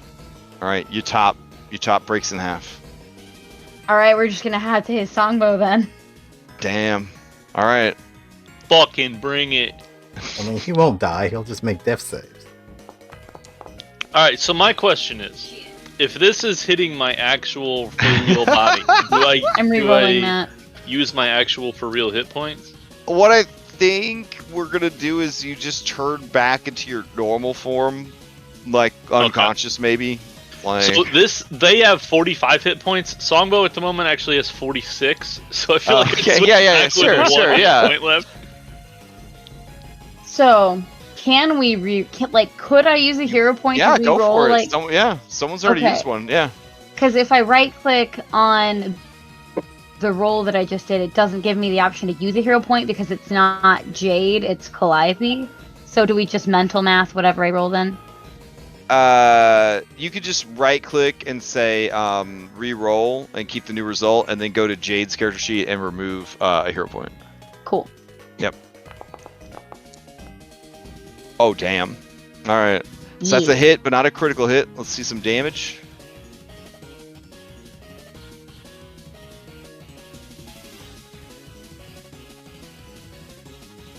Let's see. Now I need to make the arena rotate, the lights rotate, the miniatures rotate. So when we're doing this, we all feel like we're gonna throw up. So. Oh god, no. Please, no. This man's trying to. 17 more damage to Songbow. Songbow's hardness, he takes 2 of it. I don't think it's necessarily your hardness. I think It's on its last leg. Yeah, I guess it is your hardness. Hardness is different than damage threshold. Damage threshold is you have to get that much damage to go through. Yeah, but hardness is, reduces. reduces damage. All right. That's it for Calliope. Top of the round. Maestro's gonna try to swing in here and take out everybody. Yeah, he's going for the sweep. Maybe. Put too much I really wish we had just done this for Battle of 100 Hands in Odyssey. Like, Yeah. it would have been crazy. Alright, we're gonna do a trample. So, boop. Boop. That's 50. I mean, 30 more. All the way there. Oh, dang. Okay. Does that still put you through everybody? Yep. All right. So they got to make their DC 18 reflex save, and then they're going to take the standard damage for a strike, or basic damage for the strike based on the save. All right, Cloudhoof's going to be taking half. All right, let's get a save from Songbow. Songbow, you're going to need a critical success on this, or I think he's got you.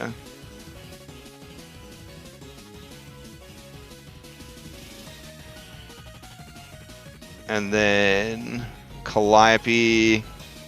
All right, so if we can Oh, get that would some- actually be 4 higher. I don't know if that would make a difference. All right. I rolled stone hoofs instead of metal rams. Oh, okay. 25 would be a success, not a critical success, though. Okay. All right. So can I get those reflex saves from Songbow and Calliope?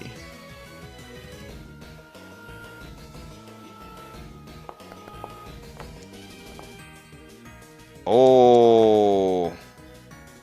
But Calliope rolled as Jade. So let's see. Jade only has a +7 bonus. Whereas So it would actually be +5 more than that. yeah, so Jade, that's a critical success. You don't take any damage as he goes past. But Songbow, I don't know how you're going to survive this if you're taking half damage. Let's see what the damage roll is. 16. Dropped by half would be 8. Dropped by your hardness down to 3. I think 3's enough to take out Songbow. 3 is enough. I only have All 2 right. HP left. All right. So you would be on the sidelines and then turn back into yourself. Conveniently, every time your top is knocked out of the arena, and as it's knocked out of the arena, there's like the animorphs, where they turn into fucking animals, but it's like in reverse as you turn back into yourself. Just horribly cut and beat up from your time as a Beyblade. All right. If damage has been applied, that was your 3 Pac-Mans. Metal Ram, you're up. Only 3 remain. Poor Isaac out in the first action of the first round. How did Songbow get all the way Targeted. up there with Because you go 80. You double your speed. Right, but I'm looking at where I am over to Songbow, and that's 80 right there. What? You mean right here? Yeah. No, it's not. I mean, if he roll because of the hexes, like I'm looking at it right now. The distance he traveled was 80. Yeah. Yeah. It was 20 Going to get through all through. your It was It's 20, only it was 20 to get- 60. It's only 60 to him, dude. From your mini to that one. It was 20 to get through you, 50 to get through Jade and Songbow, Yeah. and then the rest Hey. of it. Like it's literally all recorded by Foundry here. Yeah, no, I was just, for some reason, when I scroll over him, it shows a, pathing with the things that shows 80 feet. Oh, that's because it doesn't know how hexes work. Okay. Yeah. I mean, if anything. Yeah. But I mean, that doesn't really change much. That's okay. I just was trying to figure it out when it's doing, what? That, Also, was confused. shortcut, guys. If you hold down R, then click your miniature and drag, you should just have the ruler and not move your miniature. So that's another way you can measure distance. So if you hold down R and then try to drag your mini, it should just have a ruler pop out. Yeah. Or really, I guess anywhere that you click after you hold down R. But I think it's for you guys. It's from your miniatures. Yeah. All right. So what's the play? I'll pass through and then end up here. I'll bounce did I off the wall. move? Did I move you, Maestro, or is that where you are? No, I moved myself. Oh, okay. Okay, all right. So the other, are you doing a trample also? Yep. Okay. That seems to be the thing to do now. All All right. Well, yeah. Well, there's multiple targets. All right. Go ahead and you two give me your reflex saves. Calliope and Maddening Maestro. Oh, very nice. Okay.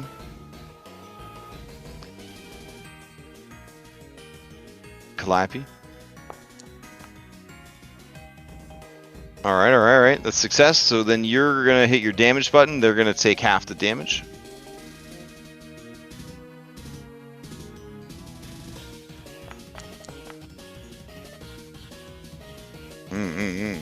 Okay, that's a lot of damage. All right, so they take half, and then their damage resistance will kick in. All right, chipping away at the competition. When we enter round 4, everyone's gonna get slow 1 as the tops begin to run out of speed. So you can't trample. Oh, that's true. Yeah, trampling will be gone because you won't have enough action economy. Okay. Play passes to Songbow, who's done. Play passes to Calliope. You still have HP, so it left you in there. Would I be able to use one of my Pac-Man? Hold on, just a second. I had a thought, and I want to make sure I can do the thought first. Okay.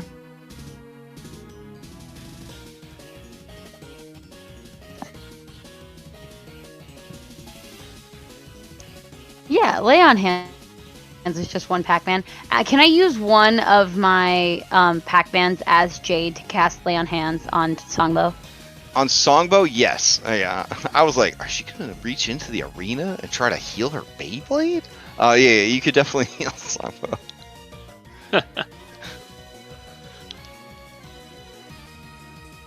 Well, I don't have my actual mini out right technically, now. yeah, technically you're not you're not your Beyblade, so you could definitely be healing him with Lay on Hands outside of the fight. Yeah. Okay, but, I didn't know if I had to use one of my. Oh no. Okay, No, that's fine. Yeah. Cool. Okay, well I will have done that as Jade, just as Sure. an aside, so that he's not over there just like dying. Just bleeding out from 1,000 I was cuts. at 1 HP. It's fine. So what's Calliope doing? Okay, Calliope is going to try to just trample and run away at this Okay, point, I so guess. you get to move 80. Just make sure that you move through them at during your movement.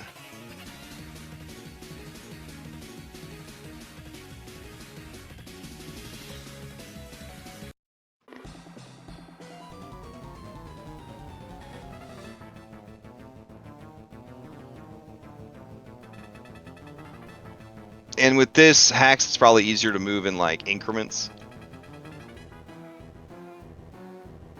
Okay, so moving up and around, 80 Okay. gets me over here, and it does Okay. take me through their 2 spots. All right, sounds so then good. I'll roll that.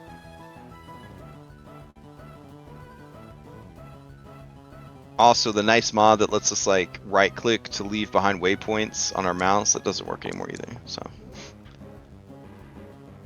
Oh damn! Metal Ram said, "Not happening. Not happening." Okay. Whoa.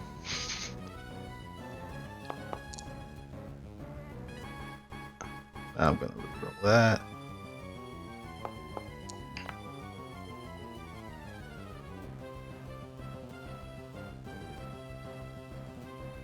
Got some real heavy metal designs here.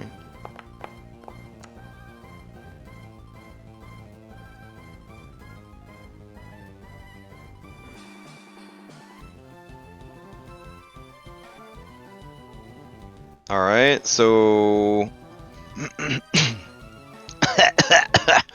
all right, you'll take half of 14 and then down to 2. All right, and that'll be Calliope's turn. All right, play passes to Maddening Maestro. And we're slowed now, And right? now this round everybody gets slowed 1.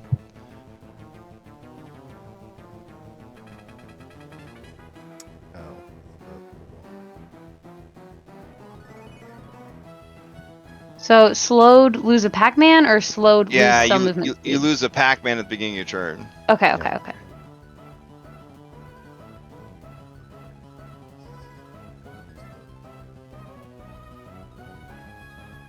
Haha, trample me now, boys.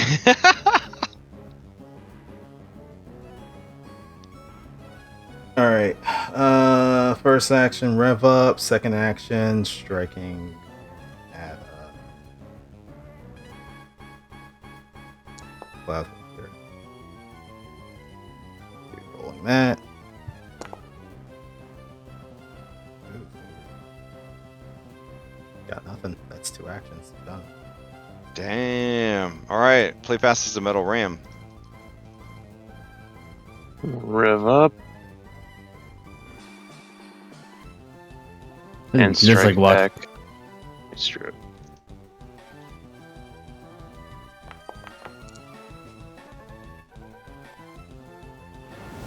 Oh shit. All right. That is a critical hit against a maddening maestro. That puts me out. Damn. I'm pretty sure that puts me out. Yeah, heart's not high enough.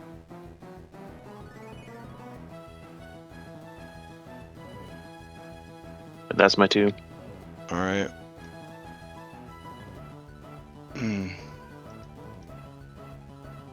Oh right, I can't get you out until I am on Ghost.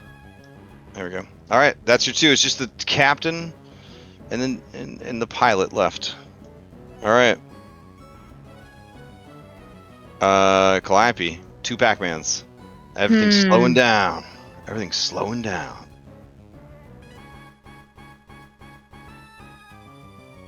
All right, we'll do round 6, slow 2. That seems good.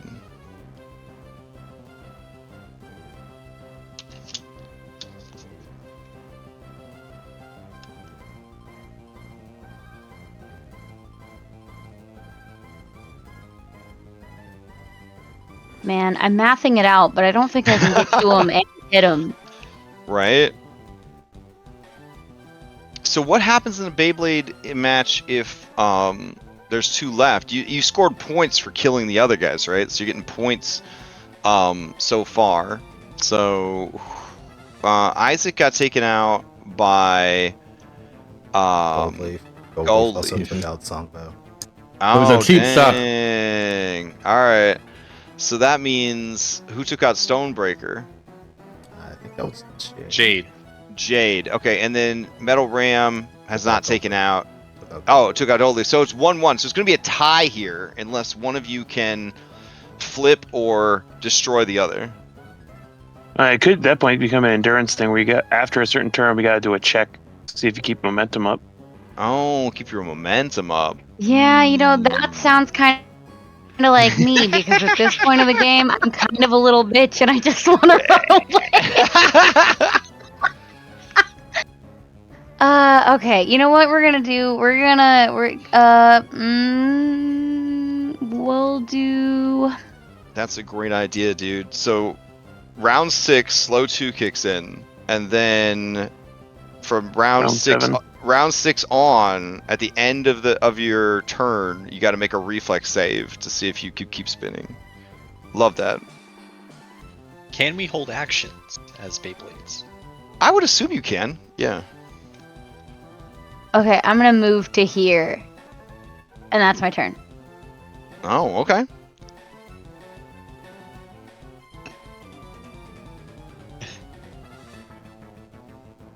All right, he zooms in.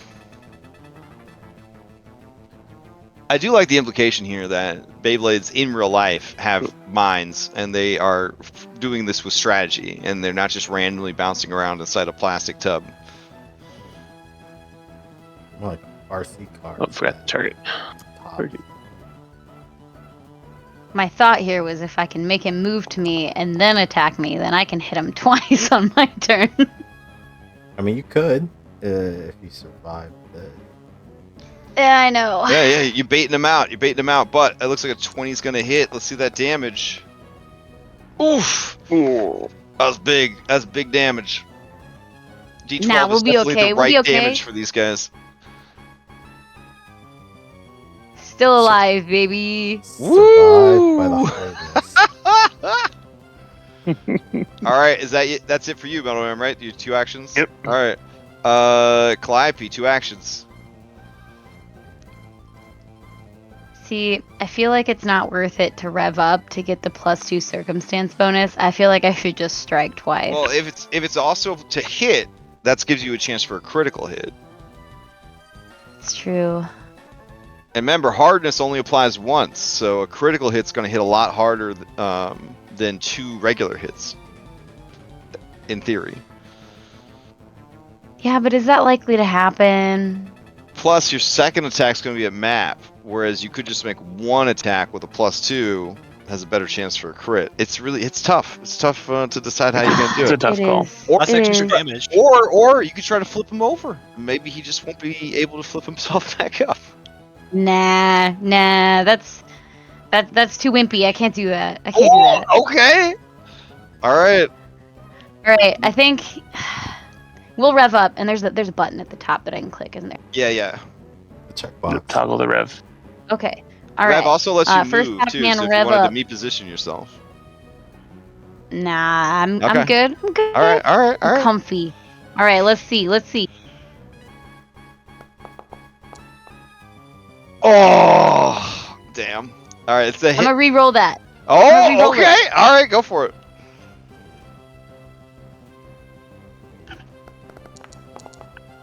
Oh my gosh. All right. Damn it!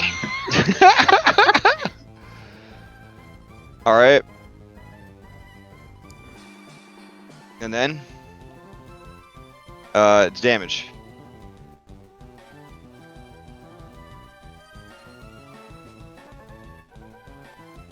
Man, if it had been that 17, oof. Oh my god. All right. So 24 damage. At death's door. All right. So heading into round 5, you're still at 1.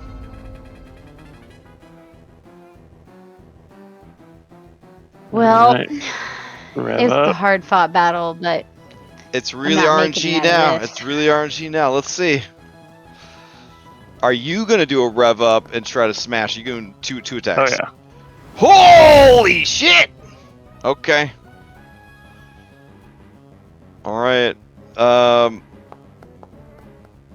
my god! It almost max damage. Oh my god! I think that would kill That in would one hit. one-shot. That would Even- one shot even- another Beyblade. Even with hardness, yeah, that's one shot. Damn. All I right. should have just ran away. I knew that was the right strategy, but I was like, you know what? I'm gonna try to grow All some right. balls, and it didn't work for me. And game. Whew. All right. Nice.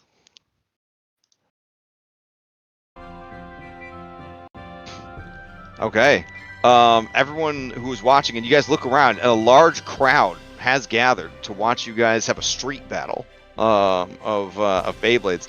There is a lot of cheering, and many of the onlookers insist that you guys sign up for the tournament in 3 cycles. Yeah, about that. Captain Jade's gonna reach over and shake Cloudhoof's hand. Nice. I definitely did respond in kind. That was awesome. Beyblades are dumb, and I don't like them. Have you thrown yours in the trash? Yeah. Or like, did you really? I spent all of my money, all the money I had, on these And- stupid toys. Wow. Actually, I spent some of your money too. I think it was Loritz who gave it to. All of a sudden, you're Captain gonna Jade see that turns around image of and just laughs at Isaac. you're gonna see that shadow image of like you just see that big black shadow with 2 eyes. And what'd you say? So, yeah, Isaac, you feel something being pushed back into your coat pocket, and you realize that Silver Eye has retrieved your discarded Beyblade. She says, "You're gonna need to fix this up for the next match." I refuse, but I'll hold on to it. That wasn't bad, you two. Was that the... Actually, I feel like that was a rhetorical question. That was the first time you played, yes? Yeah. Yes, playing with these toys was really fun. Not bad. All right. I guess you could we'll assume that in between scenes, the many crafters in the party can fix up everybody's Beyblades. But in the meantime, if your Beyblade was broken, then that would be that. All right, so I'll end the combat and we'll get back to the adventure. This is all part of the adventure, obviously, but you know, Of course. yeah. Fucking All right. introduce triple triad into the goddamn. I think it's pretty good. I mean, I think everything about it's pretty good. I think having it on a hex grid is pretty good. I think the core monster, that's like a top robot with a downside of being flipped over. I mean, Pathfinder got everything. Like, it's just got everything. If you look at the right place, you gotta find what you're looking for. It's crazy. All right. So back to the dashboards. Here we go. Ooh. Aha! Songbo, you're not still bleeding, are you? Oh no, I'll be fine. There's a black eye, multiple lacerations. I'm just a little dizzy. Skelebrosive says, "What was it like, little guy, being a Beyblade, spinning around? You feel like you're gonna throw your hot dog up?" Oh yes, absolutely. Do There you was- throw there was a do you lot throw of your hot dog up? Says, to get dizzy again. So, did you find what you were looking for? A good time? No, weren't you trying to find your missing friends? Oh, yeah, we think we maybe know where they are. Well, We have information. I wish you the best of luck, tracking them down. I didn't mean to overhear, but I have exceptionally large ear holes, and, well, the kind of people that you're going up against, it's been nice knowing you. You. He I mean, extends we've a bony done some- hand to shake yours. We've done some pretty impressive things so far. Oh yeah? What have you? Yeah, like we broke the curse of the Hydro Forge. No. Hydro. Oh yes, the Hydro Forge. That was pretty cool. Does that mean that's actually another source of water this city could use? His eyelights look around like he's not 100% sure what you're talking about, but you know. I think the. I mean, we escaped from the Aether Blades. Wait, hold on. Is the Hydro Forge a place where they make water? It was a place. You know, where it they does made sound like that, water. but no, it was a place where they made power out of water. Interesting. What sort of power? Like Arcane, electrical? primal, electrical. Yeah. Electrical. Oh, yes. I'm familiar with that. That's alchemical No. stuff. Alchemical No, power. like- Oh, okay, yeah. Chemico. Yeah, It used that's to a power. It used to power the city long ago. Ah. Not anymore. That was well over 3 decades ago. So the city has no power now. Oh no, You they see- found No, an, they it's found powered an in a alternative. different way. Ah, so the city has a lot of water and power now. Yeah. I'm Yeah, pretty sure that's absolutely. well known. He looks around. Or is it? You know, I am Yeah, questioning you might why wanna you are discourage, here. Skelebrosive was the name? Oh, you Who know- exactly well, are you? I don't like to share my backstory with just anyone, but since you ripped a mean Beyblade, I'll let you on a little secret. It all started with a genie lamp. And he tells you the same backstory that he gave to Songbo about how he summoned a genie, and at least he thought that they fell in love. They were a couple, and then his last wish was to wish for he and her to return to her home and for her to be free. Turns out she was married the whole time. The dude didn't like that. He was skinned alive. That eventually he woke up separated from his meat as a skeleton. He escaped from Armon Cathor, the Jathum city, and he made his way here. He's just been living here ever since. Can I make a lore check to see if any of that makes any fucking sense? Yeah, Based on what I know. Yeah. Don't know if this would be blind. Probably. I'll just send it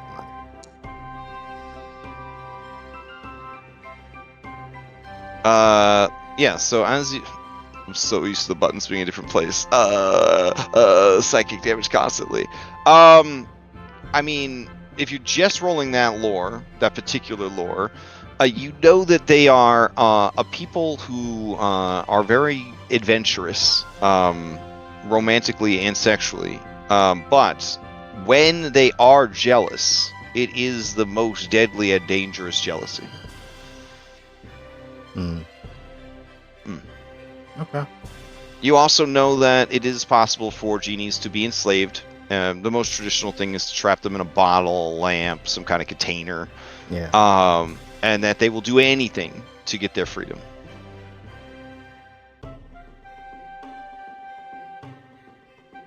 But you also know that genies don't just bust out wish spells left and right.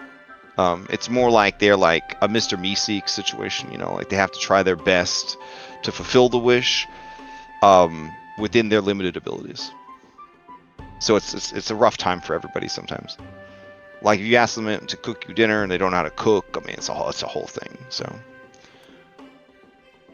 sounds to me like you tried your best. Unfortunately, it didn't pan out. For that, I'll say I'm sorry. Well, in life, I was a powerful ship wizard. Maybe one of the most powerful, Galarian. Yes. I used to spend a lot of time in the shackles, and it was good. It was a good life, but took a bad turn, and here I am, just trying to find answers. I love knowledge. You see, I'm a seeker of secrets. I mean, if someone were to resolve the issue with the library, and I'd be able to get my information, and then I'd probably be indebted to that person or persons. Maybe you have to swear fealty of a sort. That's an Did you know any particular powerful pirates when you were in the shackles?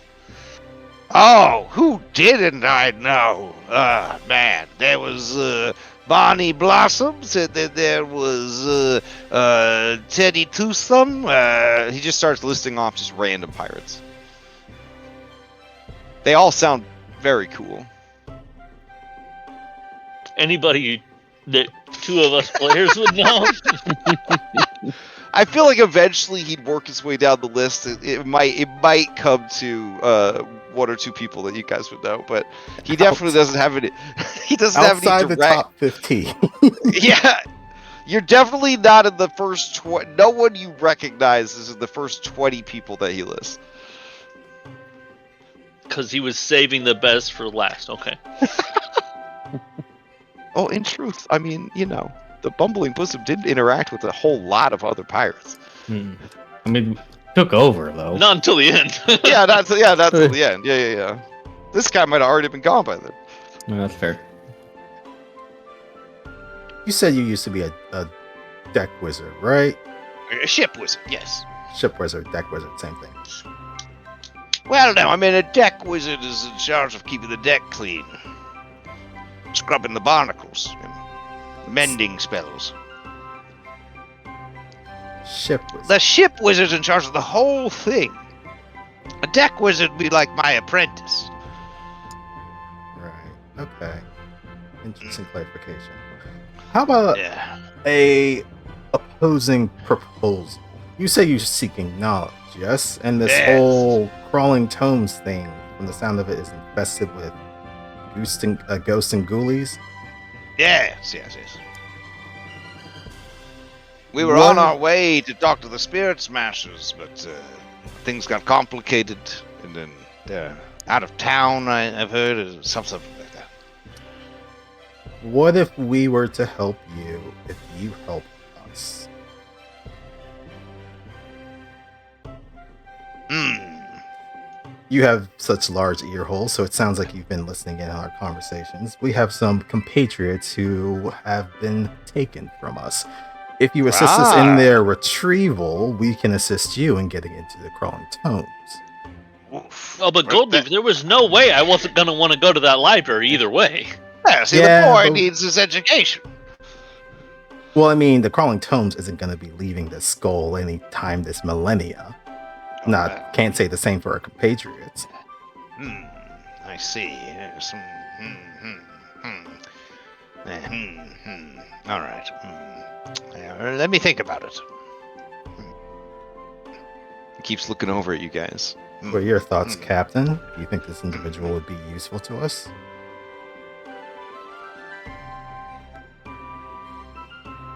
Everyone looks at you, Captain Jade. Jade takes a deep breath to steady herself and kind of keeps a close eye on everybody's facial expressions and says, I think this partnership could be beneficial.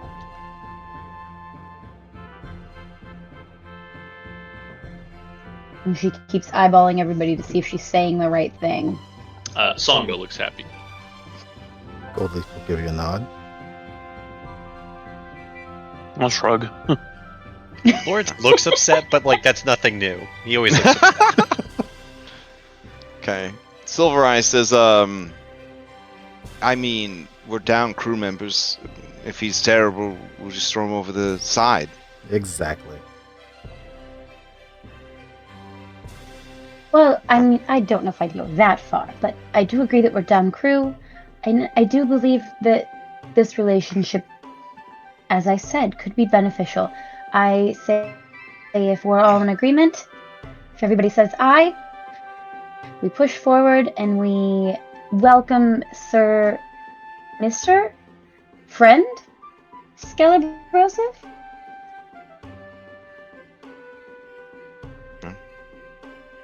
Alright, Skullbrosa starts making his way back over to you guys. Alright, there's gonna be a few things we need to discuss. I have first dibs on the bones we find. No. What? Everything's Oh, we like Maybe evenly. we like to make things, and sometimes like- we need those bones to make. I like to eat. Right, and bones are like currency though in this setting. They are. Yes, you caught me. Alright, and how about this? I got first dibs on any milk we find. Yeah, I'm I'll okay with consent to that. Alright. that's good. And we'll give you Yes, like a of course. reasonable amount of bones Alright. for consumption purposes. Sweet. I'm always on the lookout for milk. It's delicious. Have to keep them bones strong. Calcium. That's an alchemy thing.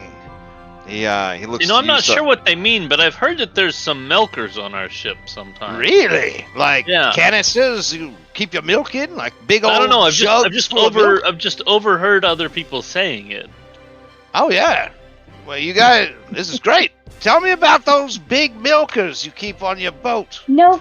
I think it was Goldleaf. No. You'll have to ask me Goldleaf! about it. Buddy, friend, fellow milk lover. Tell me about these big milkers.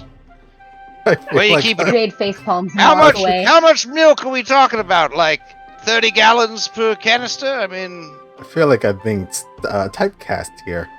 where are you sourcing Oh, this please. milk from? I heard you guys call yourselves the big naturals. Is that true? The natural I think so. one. Natural ones. God damn Okay. You just realized he just got caught. What the fuck? Yeah. Okay. You're not holding out on me, are you? You got a cow aboard the ship. I No. heard that Tarakamedes has all sorts of animals from Galarian. We can look into some livestock, which actually is another point that I wanted to bring up. Yeah, all I've been Captain. drinking is Everyone. sky whale milk. It starts to get old after a while. It's a little too airy. I want something heavy. You know, I want some milk that, like, you could feel the weight of it. He cups his hands like he's holding two big cups of milk. I like that. I definitely feel like we can find some of that somewhere. But Excellent. actually, the next order of business I did want to bring up, money.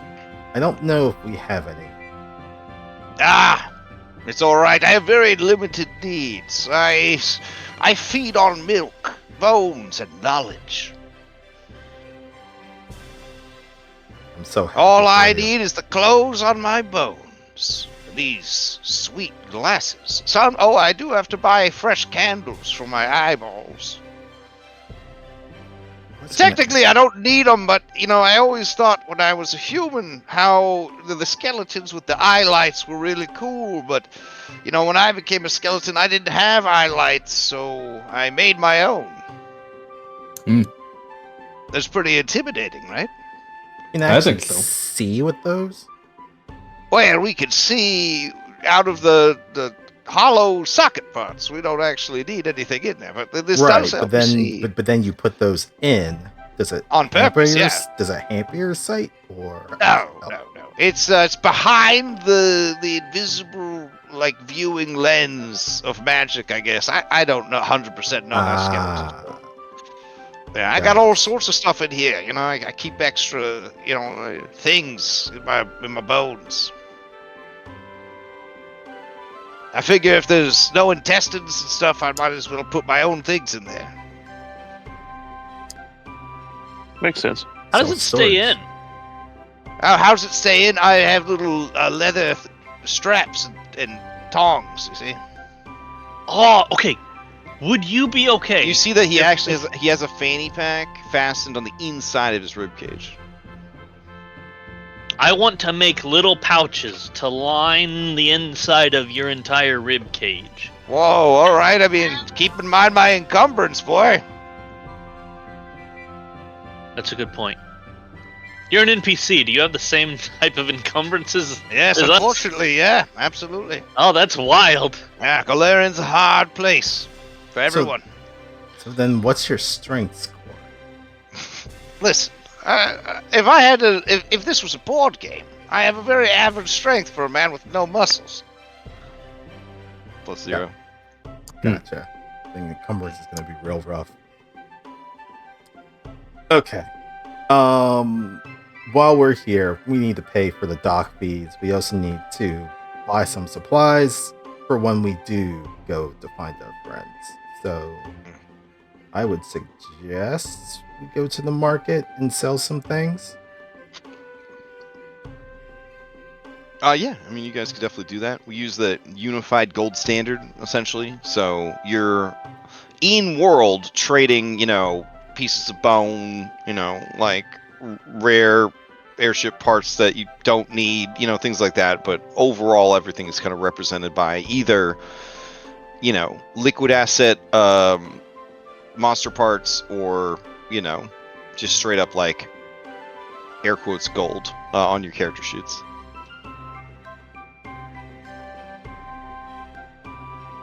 All right.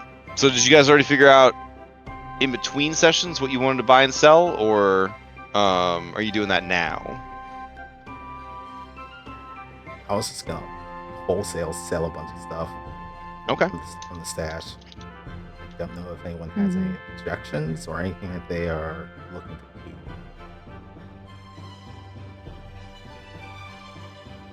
Nope. I think we can clear out what we don't need. Totally fine with me. Mm-mm.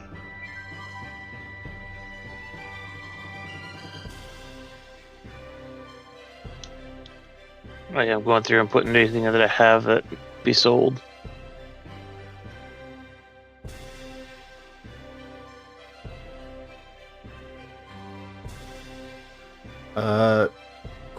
Crash. Can you make like a NPC that we can just sell stuff to? Oh yeah, like a shopkeeper. Yeah. I was just checking to see if that mod was if it brought survives. over. Yeah. It's called PF2 Shopping Experience. It says, I'm not sure. All right, let's give it a shot. It's gonna restart the world.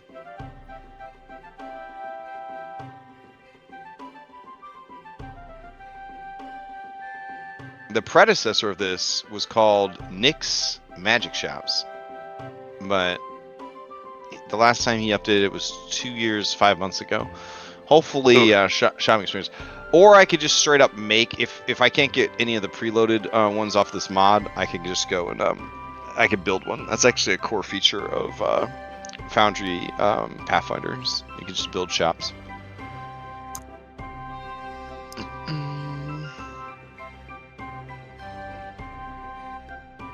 Which I might have wanted to do, but we'll see. I don't think it should be that upset because I think at the end of the day, shopping experience is still just a compendium. But we'll see. It's telling me that it's still loading, which is unfortunate. While we're waiting for it to load, is the intention to sell, collect up your peeps, and then set sail? Time is of the essence kind of thing? Buy supplies that we may need, and then maybe head out in the morning. Okay. All right. Let's see. Because I don't know what time of day it would be right now. 'Cause we spent a couple of hours since we got here. Yeah. Let me see. Where are we keeping the calendar stuff at nowadays? I used to have a really nice shortcut to my calendar. They took it away. I love relearning the software every 6 months. This is so fun. This is so fun. Oh my god. Keeps on your toes, right? Yeah, it sure does. I wonder if I even still have the calendar, come to think of it. That would be some shit. Oh god. Yeah, Especially since I just updated it last week to make sure everything was up to date. Don't stress about the time, bro. Don't stress about the time. Let me try to get you this shop. Let's see. Shop. Common shops. Here we go. Shopping experience. Alright. Apparel, alchemicals, scrolls, armor, tools, potions. Alright. Let's see. Damn. When you have like muscle memory of like where buttons are and they move the buttons on you, God, I feel so bad. Alright, hold on. Alright. This shop is called Free Captain Theamoon's Lost and Found. Yeah, that sounds good. Alright, so you should have access to it. Limited access. I'll switch you to Observer. And it would be in Port Eclipse. Here, I'll bring out this little treasure chest. There you go. Does that open the store? Yep. Alright, hype. Okay. Alright. And everything that you see in that store is also for sale, so. Alright. Gonna just start tossing things in there to start selling. Aside from the algae bomb and the frost vial, anything in the weapons and shields that people want to keep? I kind of feel like maybe the harpoon and the last for the ship. Yeah, I already have another harpoon on me. That was my second one put in there. Okay. Any objections? No, I'm good with selling all that.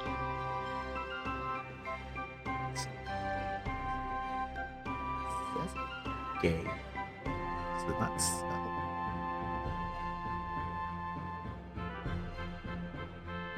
The harpoons looks like have a value of 0, so if that's what you dragged over, I think you just give it No, to I them. did the whip one. That was 5 gold. Manacles of Persuasion. That sounds interesting.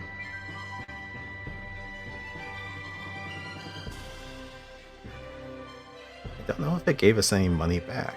Doesn't look like it did. We only have 1 like gold.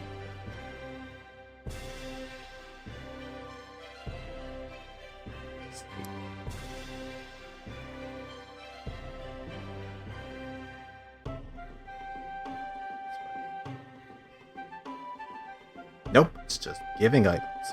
It's selling. Interesting. Oh, sorry. I don't think she has any money. That's the problem. All right. Try now. Do you need me to? You need her to give your stuff back? Yeah. Yeah. All right. What did you give her? Whip claw and battle axe. All right. Let's see. You want it back on the party loot? Yeah. Okay. Whip claw. Give. All right, and then battle axe. Yep. All right, give. All right. All right. Now I'm gonna drag it back over. Now that she has money, she should be able to buy it from you. Just Gabe. What the hell? All right. What about dragging an item from your own sheet over? So I'm gonna move the battle axe onto gold leaf. So gold leaf, you try to do it to the store.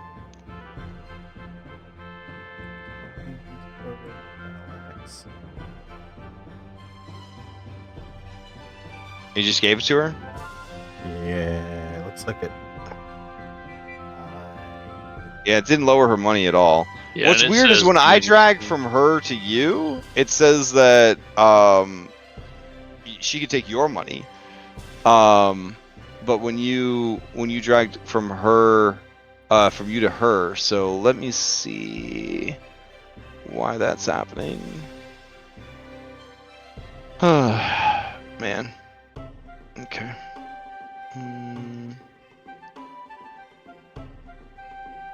All right. Link actor, default. Okay. Do all that. Detection. Okay. Resources. All right. They got gold. They're set as a merchant. Merchant allows players to purchase directly from their sheet. Man. I wonder why it's not letting you purchase directly from her sheet. Well, we can probably purchase. We haven't tried to do that. It's just not letting Oh. it sell. Okay. Maybe it'll work if I drag it over from your sheet. So, nope, it just gave it. Huh. Weird. Okay.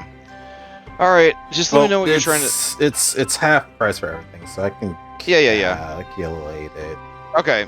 Yeah. in the background. It'll just take a All right. while. Essentially just selling off stuff that's in weapons and shields and armor. Okay. I guess we'll keep consumables. Is there anything that people want to keep?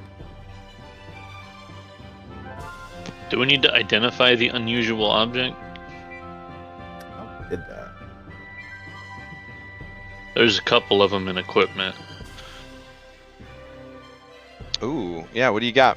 That's There's Isn't that one in this- consumables too, I think. Isn't that the stuff from the astrology that one. lab? He might be, but I Yeah, don't. I thought if we you- identified all that stuff. You can. I have the thing where I can identify with a crafting check. So I Okay. can just, Is it throwing the checks out for you, or just saying that like you don't have them identified? it just says the nature of this object is unclear. Okay. Here we go. Here's one. Here's one. All right, that's a success. You know what it is. That was easy enough. All right. Okay. You know what that is. All right. And then.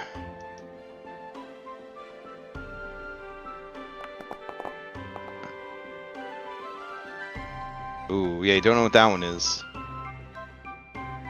Anybody want to do an alchemy check real quick? I can do. Okay. Ooh. Okay. Would be. It should just be a button. You should click in chat. Oh, is it? Yeah. three Oh, boxes up. Yeah.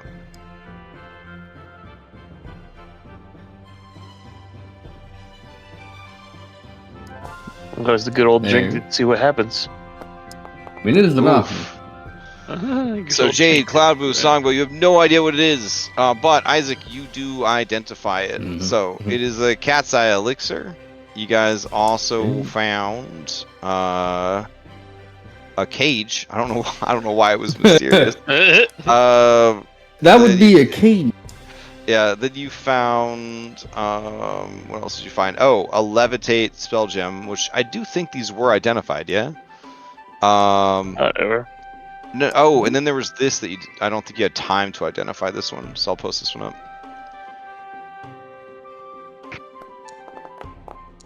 This one's actually got a pretty high DC. Yeah, Songbow. I mean, it's some kind of like spyglass.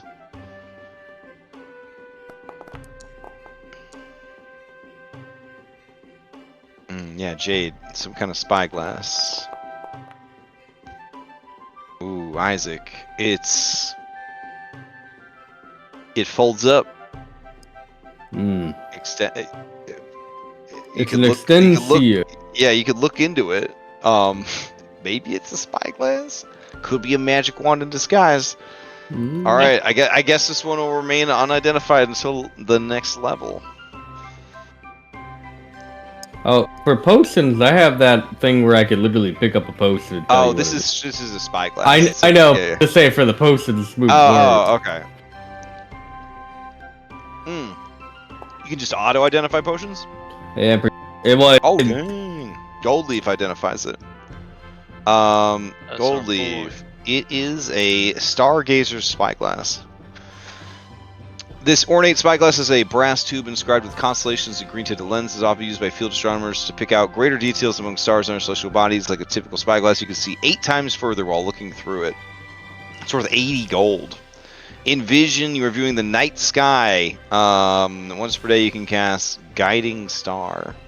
Oh, that's cool. Yeah, Guiding Star is concentration, detection, manipulate, mental, divine, primal, range, planetary. Target one creature you've met until your next daily preparations. You call on the constellations of the night sky to guide a creature to the location where you cast a spell. Each time the target views the star, it receives a mental nudge towards your chosen location, though it isn't compelled to follow. That's pretty cool. Yeah, that's really cool.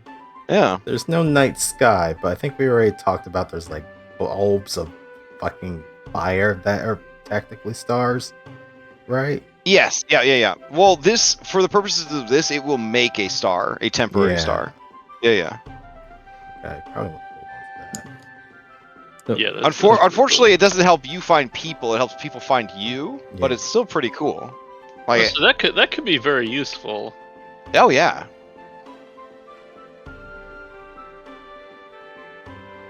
Where did you guys pick that up? Was that also in the Yeah, cache? in- Oh, you just never really had time to go through all that Yeah. stuff. I thought Okay. we did, but I guess not. Okay. I think. Well, we you did identified most it, some but of the stuff. There was a lot of items in that place. You guys did the thing on the desk, and you did a couple of the paperwork. Yeah, because I got the tattoo. This was stuff that was and in the safe. This was the stuff that was in the safe. Okay. Yeah. You guys did the stuff that was in the office and in like the shelves and stuff. But this was like you got the stuff out of the safe. Then the guys showed up. Then you had the big fight. Then you flew. Yeah. So I guess we never really sat down and just did this. All right. I think that's all the unidentifieds that I can see. I think maybe buying this survey map would be a good move. Ooh. That is 50 gold. Most maps. Yeah, but it would reveal, like, +1 to 5 survival hexes. checks. Ooh, man.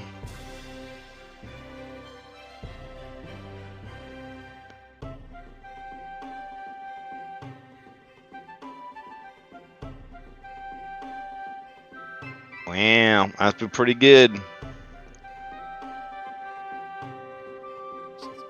Gold Leaf over here like, but I'm trying to make money, guys.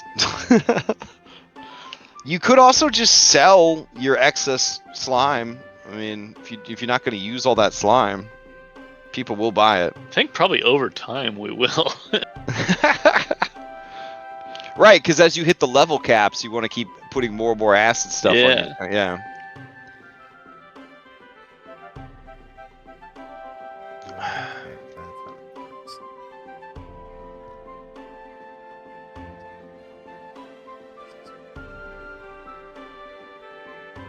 So my ability isn't like auto like detect if I'm holding it. It's just that if like it's actually kind of bad. But it's rather than it taking 10 minutes, I could do it as like an action.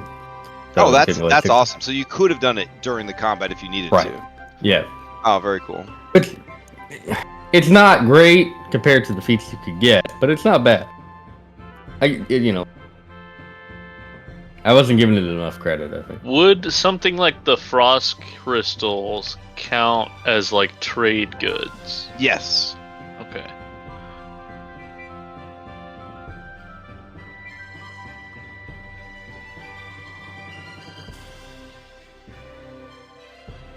Mm-mm-mm.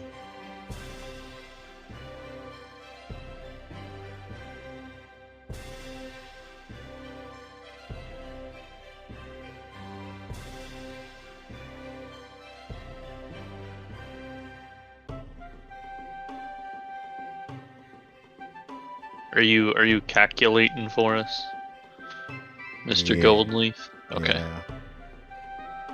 All right. So keeping the algae bomb, keeping the frost vial, and keeping the lassos. Everything else being sold in weapons and shields would come out to 46 gold and 7 silver. Noise. If everything is being sold at half price. Everything for weapons and armor is, I think. Yeah.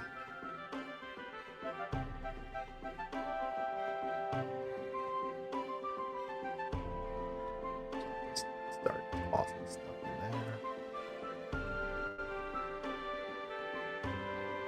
there. Harpoons and selfish shit.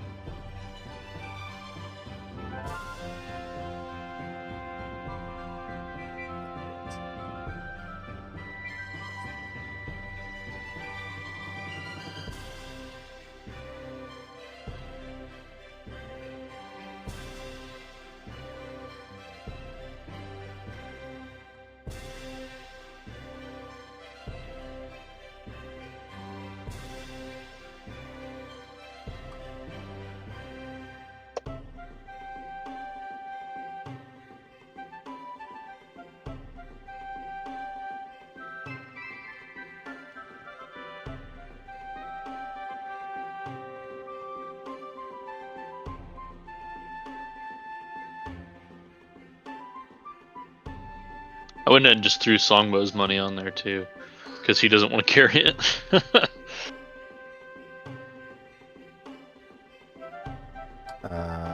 Anything from the. So, what were you saying about crystals? I was half hearing. The frost crystals that we have in consumables, they would be sold like trade goods. So they wouldn't be sold for half. They'd just be sold Full price. for full price if we wanted to do that. Okay, do we want to do that? Were they going to be used for something? We didn't have them like earmarked for anything. No, I don't think. We have 8. Sell half of them?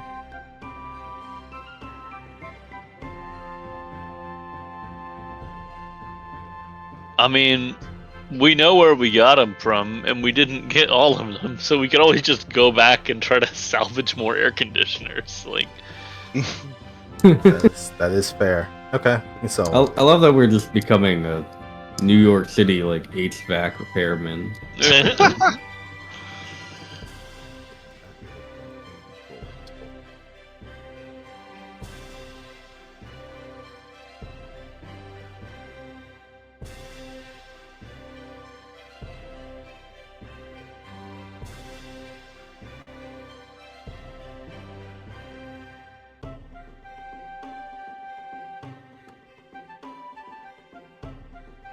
Okay, that's an extra 80. Frost Essence. What is this? Oh, this is used to make stuff. Okay, never mind.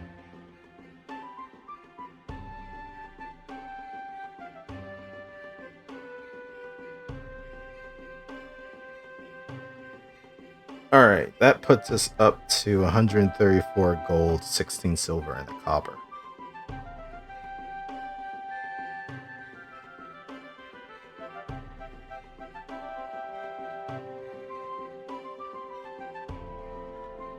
We are currently level 3.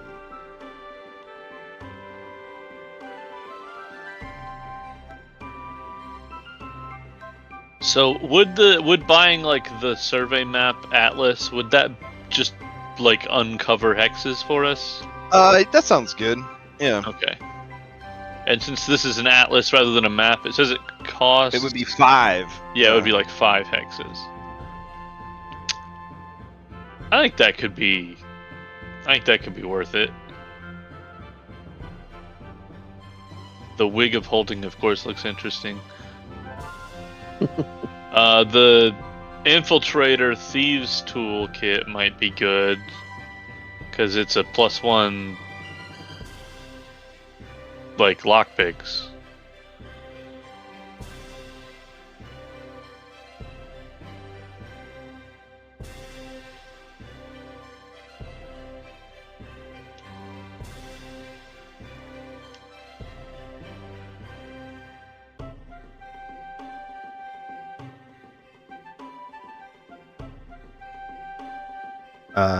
Who has thievery?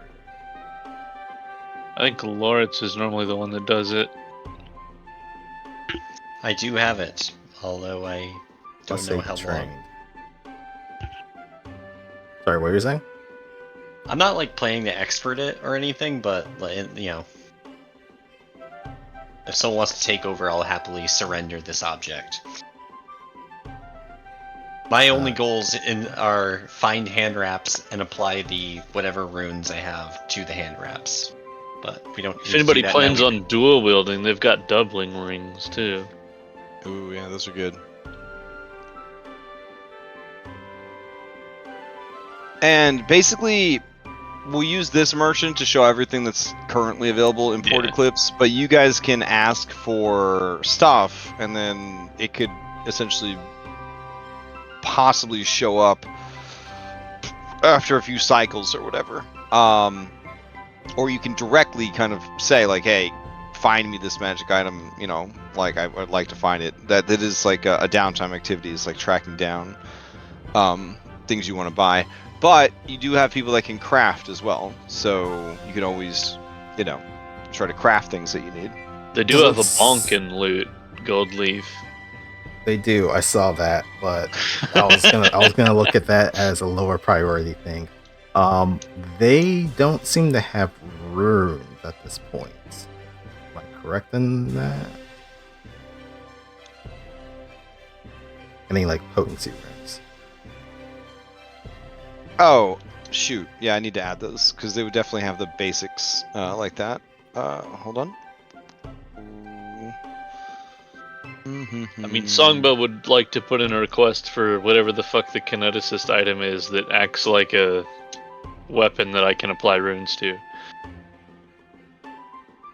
Yeah, what does kineticist use for that? Do they use There's an item and there's like a name for it it's kineticist specific. I can't remember what it's called. Yeah, I know eventually I'll need hand wraps for my abilities.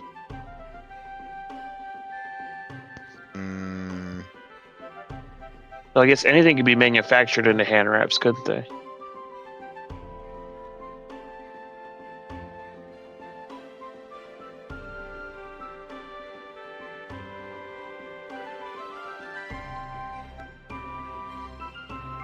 Let's see, where are these potencies showing up? Oh, wow. Like, a mythic potency is 70,000? That's incredible.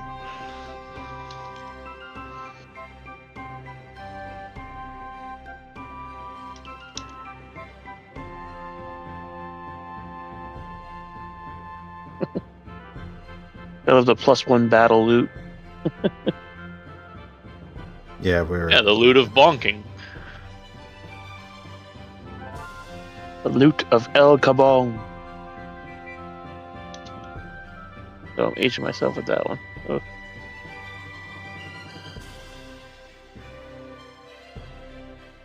After starting, there's a whole generation that has no idea about Hanna-Barbera cartoons. Mm. Here's Man.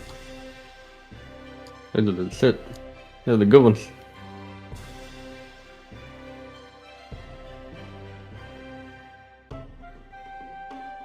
my kid will not understand when I say "Hey, boo boo."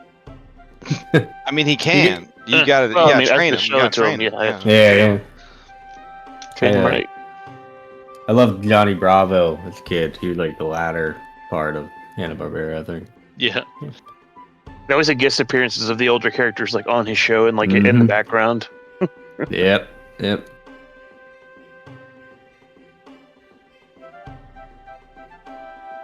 Little fun cameos. I remember my mom used to watch the show like all the time. Like, and she would be like, like my mom, she was a very simple lady. So like every time he would get like beat up by like a girl he was hitting on, she'd be like, "Oh, they fucked him up again." And I was like, "Yeah, they did, Mom. Yeah, they did." And I'm like 8, you know what I mean? Like real little. Rape ape. Megilla gorilla. Snagglepuss, man.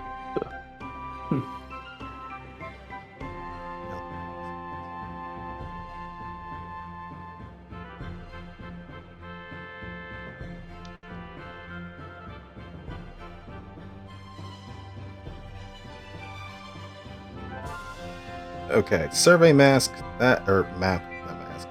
I think that should be fine.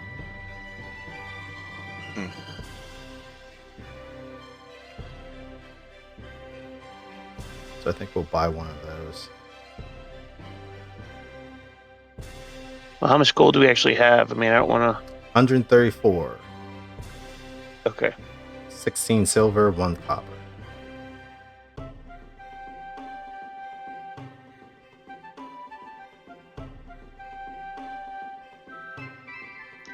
Any objections? Gold's, sitting. No, I think it's a good idea.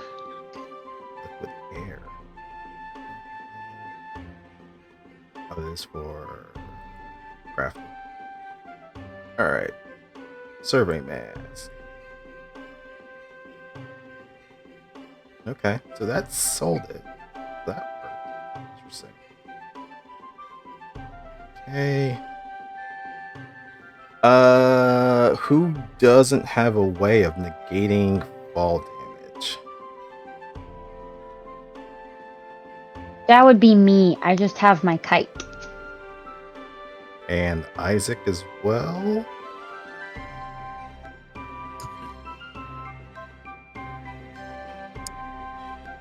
Oh, thought you're there looking were at two that of us. snap leaf? Yep. Man, that's hard to keep in stock. That's what they tell you. That's hard to keep in stock. Everybody wants that That's a- snap leaf. that's- Definitely must purchase have. those. Should definitely purchase those.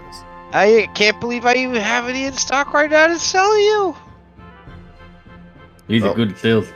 Oh, they bought. Alright, 2 snap leaves.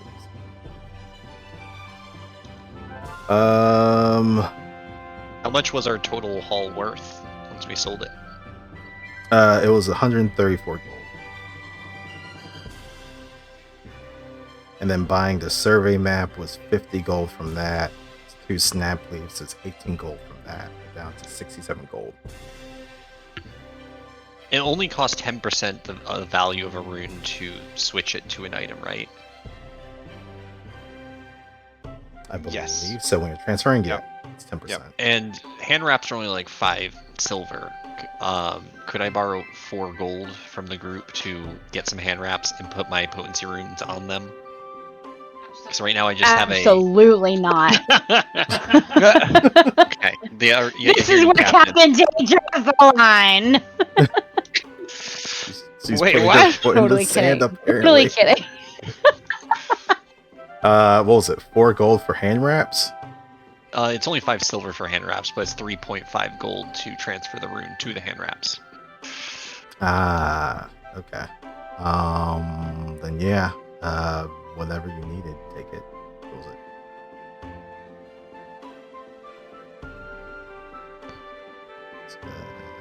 I know I can't afford it, but that armor of toric form sounds really cool.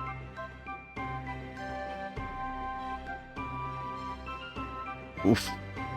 Oof, 200. That's steep. Yeah, it essentially makes you and whatever creature you're mounted on merge. So you become like a centaur of that.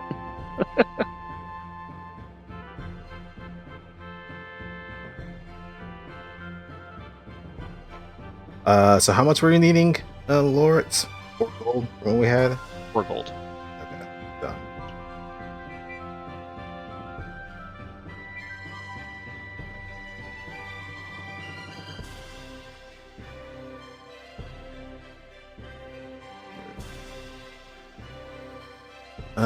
Let's see. How much was our docking fee? Do we have enough for that? It was 20 for the docking fee. Probably want to give 25 for a good first impression. Look at Jade. Wink, wink, nudge, nudge. Oh, of course. Jade will definitely go and pay that fee and make a great first impression. Hopefully, fingers crossed, great diplomacy. I mean, we had a good diplomacy to knock it down, so hopefully. Maybe we can get it even better.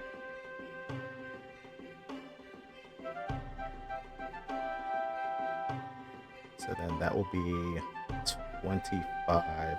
So yeah, 25 gold to the Dockmaster Crash. Mm-hmm.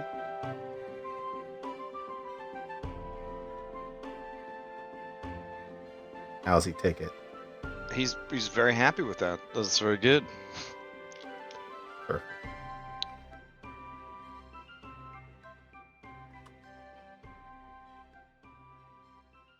All right, we're down to 38 gold.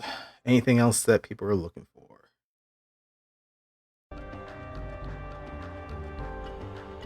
Doesn't look like they sell any elixirs of life. Or they just don't have any in right now. I had it randomly populate like 50 consumables, so it's just it is what it is. Yeah. Okay. I mean, we can keep what we have left. And then we raid the raiders, take their shit. Yep.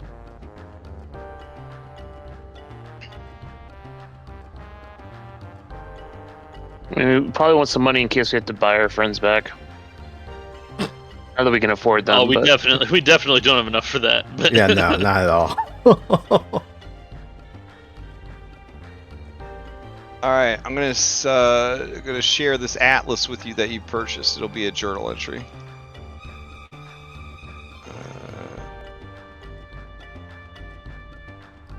There we go. Have pouches of whatever it's called. Pouches of clothing. Hold on. When you go there, do you have a reveal button or no?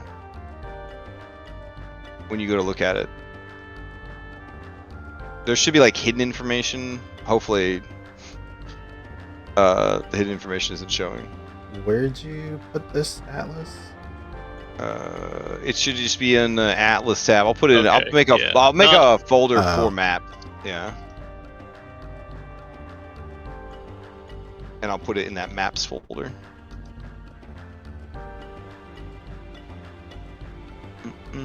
Okay. I see DE Atlas and numbers. Okay, when you click on it, you're able to read it. Yep. I don't see anything that says secret or Okay, anything. cool. Okay. I'm very paranoid about that because the last time we had a Foundry update, all of the secret text on like stuff was no longer secret. Yeah, it happened to me. I think it happened to Dom and his games too, where it's just like, yeah. Because sometimes you'll have like a journal entry you want to share, but you don't want to have 2 copies of journal entry, so you'll have like the DM notes in that journal entry also, so that you guys could, read it and I could read it, but I can see the stuff that you guys don't know about yet. But for some reason that bugged, so yeah. So the atlas will include. What's up? Oh no, go ahead.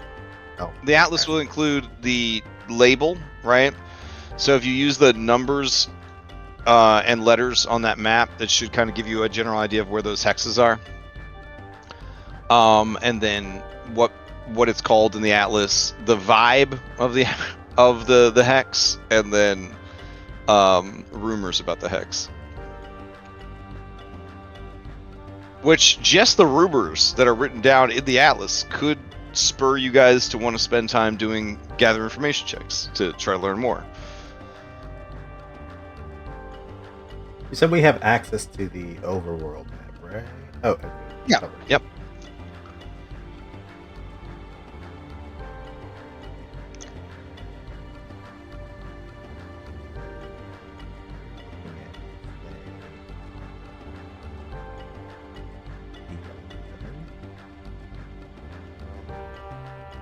Oh yeah. So D11 is right there, and D12 is right there.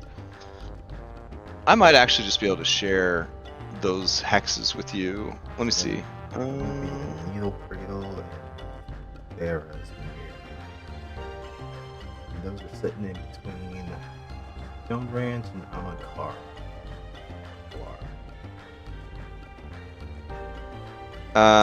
Does it show up now?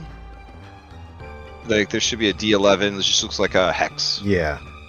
All right, cool. All right, so that's working. All right, D12.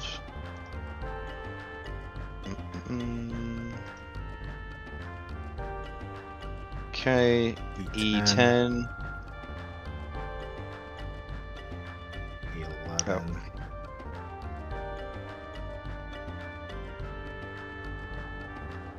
I wish I could batch share these, but the way it's set up, I have to do them one at a time. All right, E12. 12, we already have E11. Stone Ranch. That was it. Okay. All right, cool. So we essentially know what's in those 6 hexes. I'm on Kalara, the 2 hexes below it, and then the 3 below, which includes the stone. Yeah, so D11 is called the Needle Crater. Jagged shard of elemental glass jutting from the clouds, glinted threads of silver wire crisscrossing like a spiral cocoon. It is essentially a military fort of Armon Kalara. Anyone who touches the glass is marked by the Duchess of Wood. Oh, that sounds lovely. Okay. What was the thing I was gonna ask? And then D12, Zephyra's Mirror, is a floating pond with glass-like water, sits in a still air pocket, so there's no wind in D12. Completely unnatural in these turbulent skies. Rumor says that it reflects possibilities, not truth. So this is essentially like outside of the city, like a local marvel kind of thing. It's considered important to the city. So it's, it's like a national park kind of deal. Of calm wind, so don't go inside of it. Well, if you don't have a means to generate your Yeah. own wind, yeah, your ship will get stuck because you guys are wind reliant right now. Yeah. The E10 is the breach root fang. It's a sharp vertical island like a cracked tooth with wind-chiseled tunnels that whistle night and day. There is unusual plant life to be found here, including shimmering vines. And then a lot of information about the Stone Ranch and its owner. And then E12 is the Chime Cages, a floating aviary of bone charms, metal cages, and broken glass wind chimes that drift through the air. The sound is constant, beautiful, maddening, and overlapping. got some real mental status effects coming at you. Bard gonna be real busy with them counter songs. It's described as a creepy, chaotic music box horror. Chimes copy your voice. They scream it when you're not there. That sounds horrible. Speaking of the ship, is there like a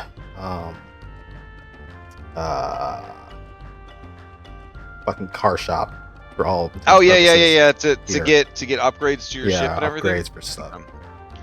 So currently, it would just be whatever we have listed in that dock, and then I can get prices set for them. But Okay. yeah. Okay. I don't know if it's something that we would be able to do right now because all of our slots are taken.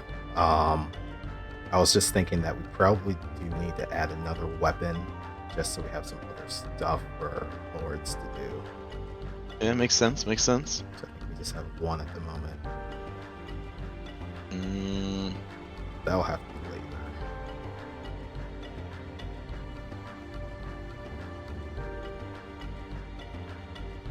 Yeah, so to give you an idea of prices, a light cannon, which is a non-magical level 1, siege weapon, is 110 gold. To kind of give you an idea of the pricing of that stuff. Okay. So the things that would be level 1 would be kind of in line with that price-wise. Maybe a little more, not very often a little less.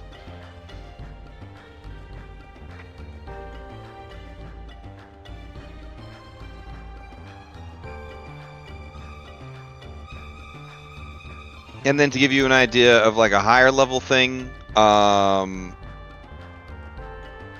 like a cannon, which I believe is a level 5 item, is 900 gold for a single cannon.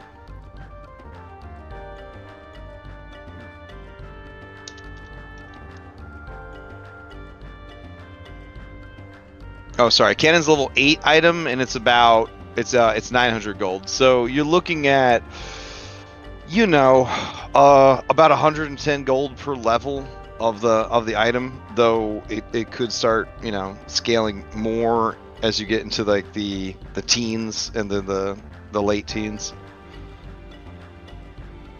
But really at that point, it's also about the augments that you're putting on them to make them even crazier. So yeah. Well, that's gonna have to be an issue for future us because we definitely ain't got that. All right, so we robbed the bank. I mean, there's kind of a bank here. I mean, yeah. Dude, is that your plan? You're gonna rob the bank? We are not like it. robbing any bank.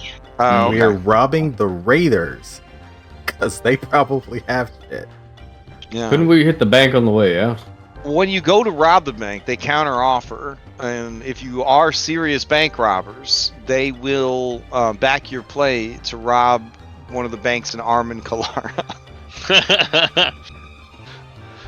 Because they're a pirate bank, you know what I'm saying? So.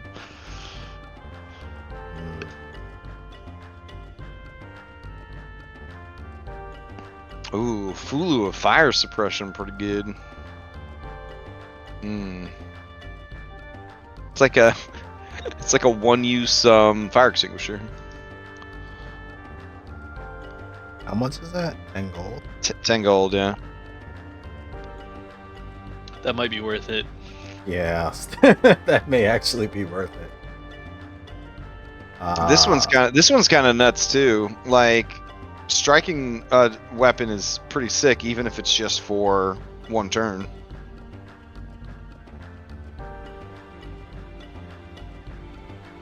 Because all those talismans, they're one-use like things, but Yep. they're free to activate, which is pretty cool if you meet the requirements. I Yeah, know the that Wiggle Wiggle is Holding fun. will look real good on Loritz. I'm just saying, look real good. Go with them eyebrows. Loki thought about just getting that for Jade, and then she can wear it like extensions, and nobody would even know.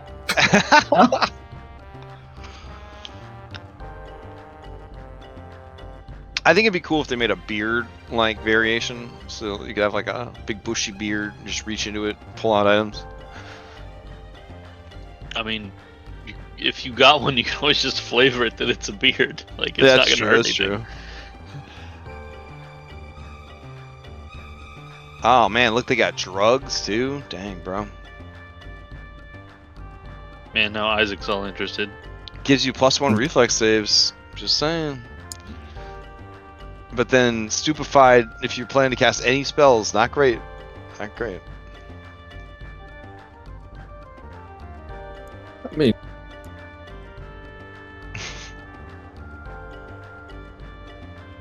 These are cool too. The grappling arrows. Look at that shit. I just want to play thief.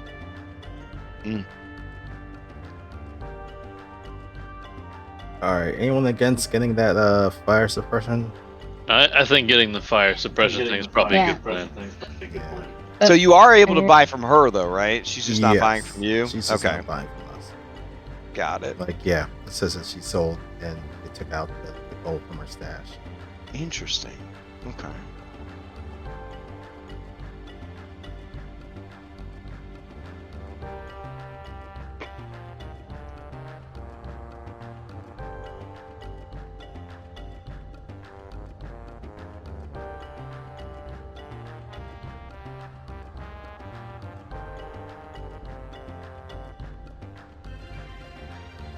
Alright, I'm good. Yeah.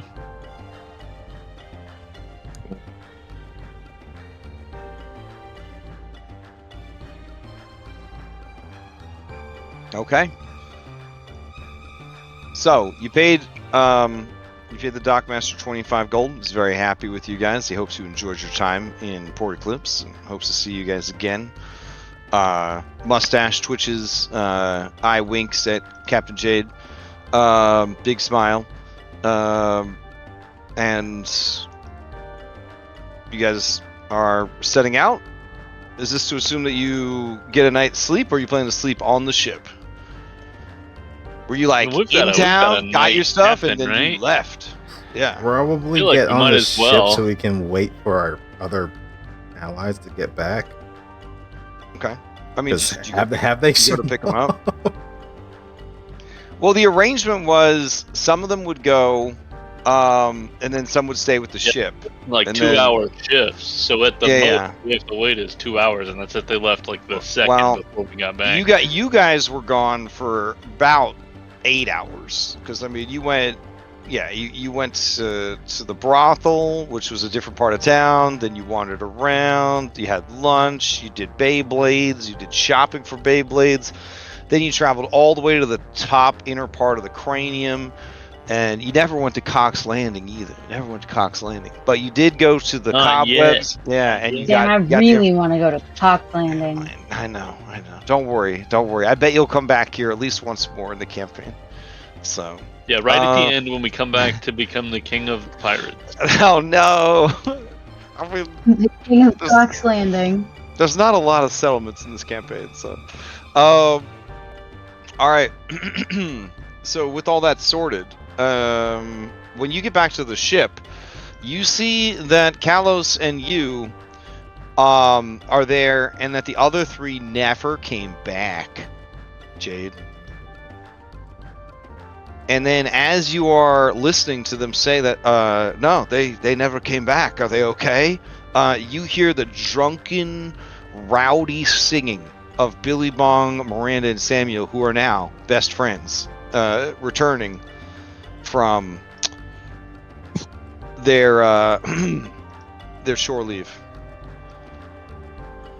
Their faces are red and pink. Their eyes are two little happy half moons. They are sharing one bottle of alcohol that they're passing between them. Billy Bong is riding on Samuel's shoulders, like the little guy from Mad Max with his pet giant or whatever. And Miranda is Master just Blaster. yeah, Miranda is just doing like the airplane arms and running circles around Samuel as he walks. Okay. As they approach the gangplank, Samuel, Billy Bong, and Miranda all stop. They look at Jade, and then they just all start laughing. And then they look at each other, and they look at Jade, and they start laughing some more. And then Billy Bong is gasping for air, and he points at Jade, and it's just a low wheeze coming out. He can't vocalize. And Miranda says, "It's just like what you said about the... about that." And then all three of them start laughing again. Jade. Captain Jade. Everyone's looking at you. I can't flip them to look at you like I would normally do because we don't have that mod. Apparently they changed it to G. Right. Is flip now. G is flipped? They reset all my keys? What? Oh my god, that's terrible. Alright, I'm Yeah. gonna go change it myself. Thank you, my hero, for finding that out. God, change Jade our looks hot- at them all sternly, and then just questions ever so politely. Oh, did you all have a good time? Oh man, they all start talking at once that they had the best time. Port Eclipse is so amazing. They saw so many things. They did so many things. And then they just start trying to sober up though because you're being so polite to them. So they think they remember like oh right. And then Samuel says, "Sorry, did we lose track of time? It's hard to tell. You see that he do have a new watch when he says that it's hard to keep track of time." Well, the three of you seem like you've had just such a wonderful time. Did you have a little to drink, enjoy each other's company? Oh yeah, it was so great. Billy Bong says, We learned a lot too. I went around asking everybody about our missing friends. I described them in great detail, and I dropped all their names whenever possible. feel like that's bad, right? You know, the well- name is starting to escape me. What was the name of that monkey that was with us? Billy Bong says, Oh, you mean Bubbles, the lab assistant? Yeah, he worked in the upper echelons of Terrananthus for this astronomy guy that we got killed, because he was trying to help out, Sun Shadow, and she was looking for her dad, you know what I mean? and then Miranda's like, Yeah, we put everything out there. We just, we just told everybody, hey, we've had some bad luck. This is what we're dealing with, and if you could help, I really appreciate it. and then Samuel says, I thought it was a bad idea at first, but everybody we met, like, they either didn't seem to care or they were just really friendly. So yeah, I think that our crew is going to be sold as slaves, is what I think. I mean, I could understand that.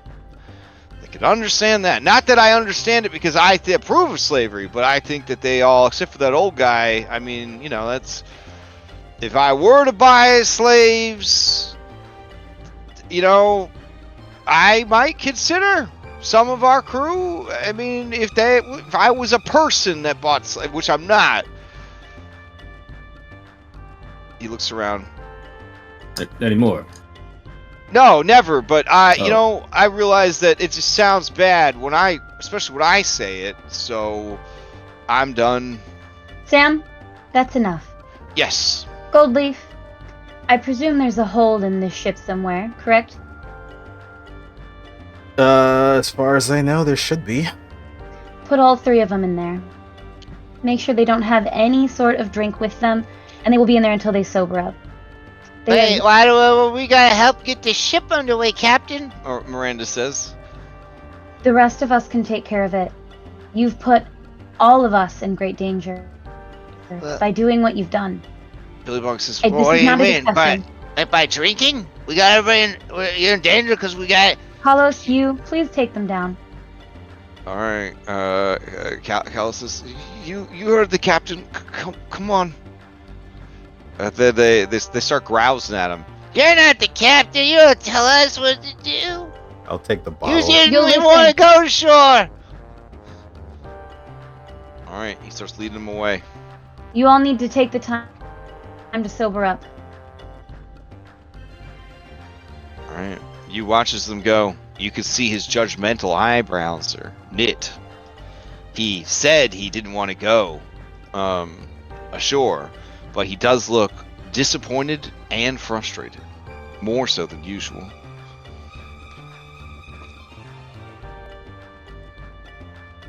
Jade turns to Goldleaf.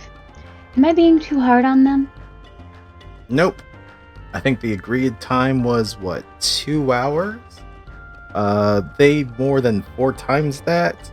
They were gone for as long as we were, so... Yeah, I don't think that's unfair. And they've been a great detriment to the crew. I understand that our friends and fellow crew members are missing, but that's not the way to go about it. In fact, we could potentially have more people looking for us. This is not a good situation that we're in. Yeah, I definitely feel like we shouldn't leave. Should we just leave now? I feel like... Yes, I think we should just leave now. And we'll sleep on the way. I think that may be best. If we stay for too long, we could definitely have too many wandering eyes and too many loose lips. And apparently we heard that Terranathus likes to put out wanted posters. So who knows how quickly those posters have been put around Port Eclipse.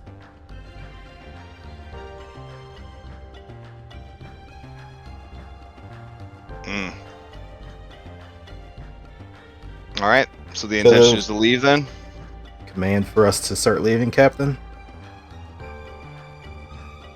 If we're all in agreement, yes. I don't think we should stay here any longer for the time being.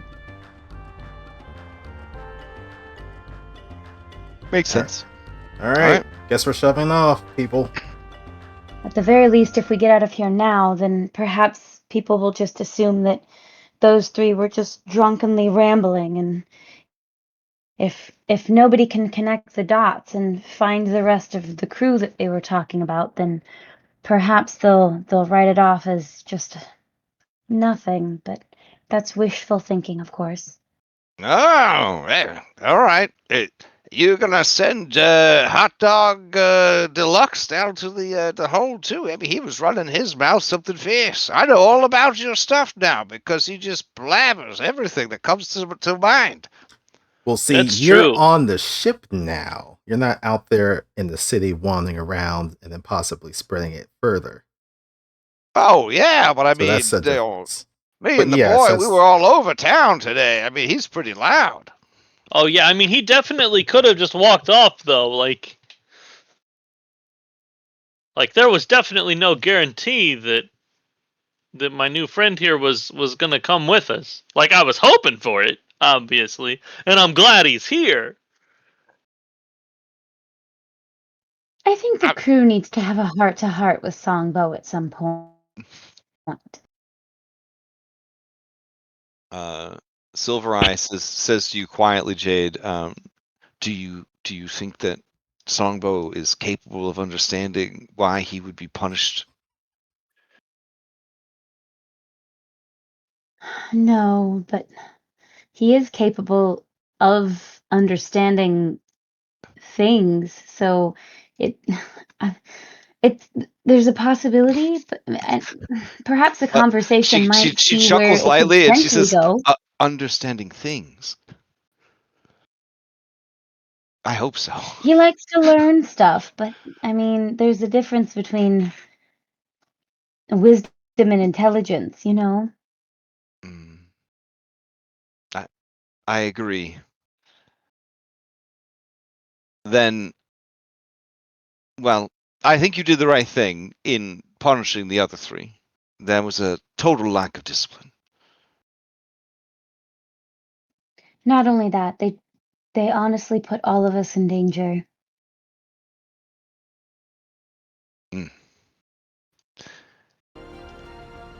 Well, now we're down 3 more people, so let's get to work. As she starts grabbing ropes and untying rigging and getting the ship underway. The camera cuts down below, and Billy Bong's like, Wow, Captain Jade is the best. She saw how tired we were from gathering information for 8 hours, and she just told us to go rest until we not feeling so bad anymore. and then Sam looks at him and says, Yeah, if I was still at Aether Guard, I'd have gotten whipped. I'd have gotten thrown in a cell. I would have gotten beat up. This is amazing. Just get to take a little nap after a hard day of work. I mean, this is the best. And the three of them high-five each other, and then Miranda throws up, and it's just rainbows. She was just Jade, drinking her I'm- pain. I actually think Jade that's a hears gnome the thing. I think they drunkenness actually below. they do throw up rainbows canonically, but That's hilarious. I'm assuming they're talking and rambling loud enough for Yeah. anybody that's relatively close by to oh hear. yeah. You can hear it through the floor, Jade. Okay, got it. Yeah, because Jade definitely hears it, and she's just sitting there smirking to herself about, oh man, I can't wait until they're better to really take the full punishment. Because she's not going to punish people who aren't going to understand it. Well done. Well done. All right, we head to the Cloud Seas map, and you guys are underway. Do you want to go through the portal field, or do you want to chart a new course through I-12?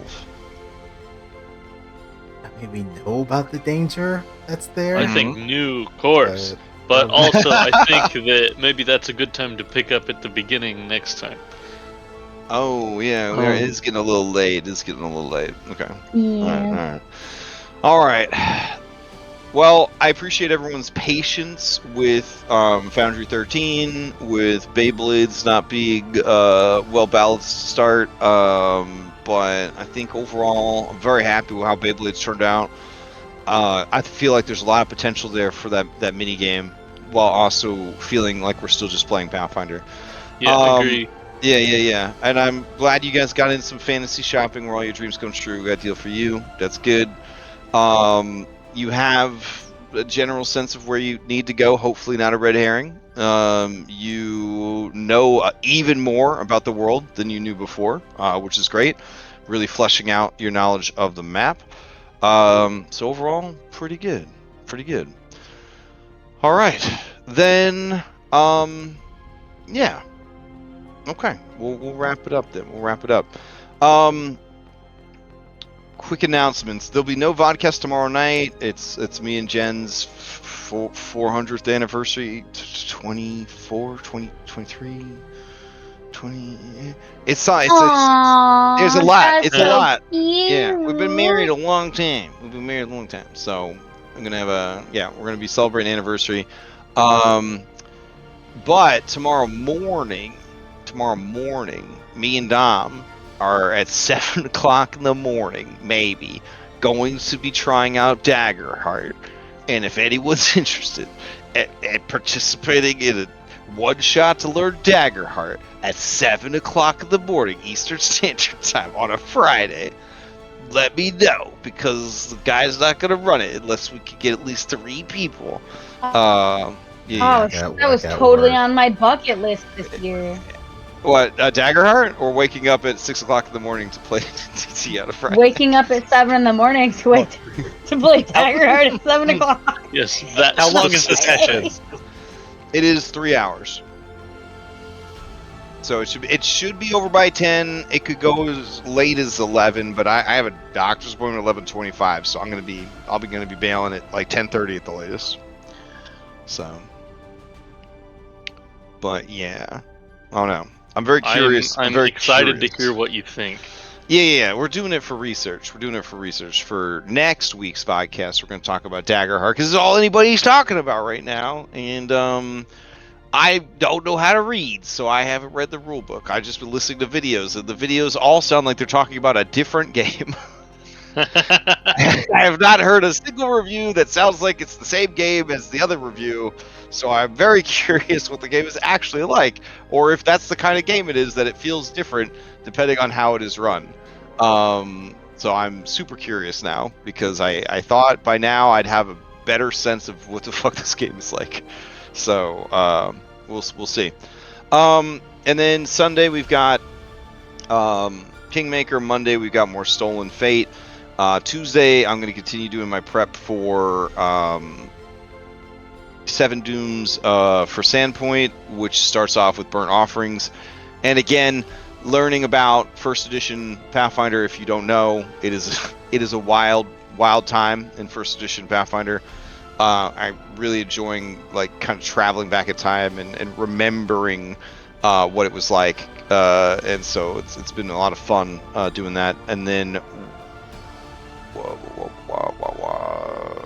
Thursday we'll be back here. Yeah, I don't have anything on Wednesday, so Thursday we'll be back here.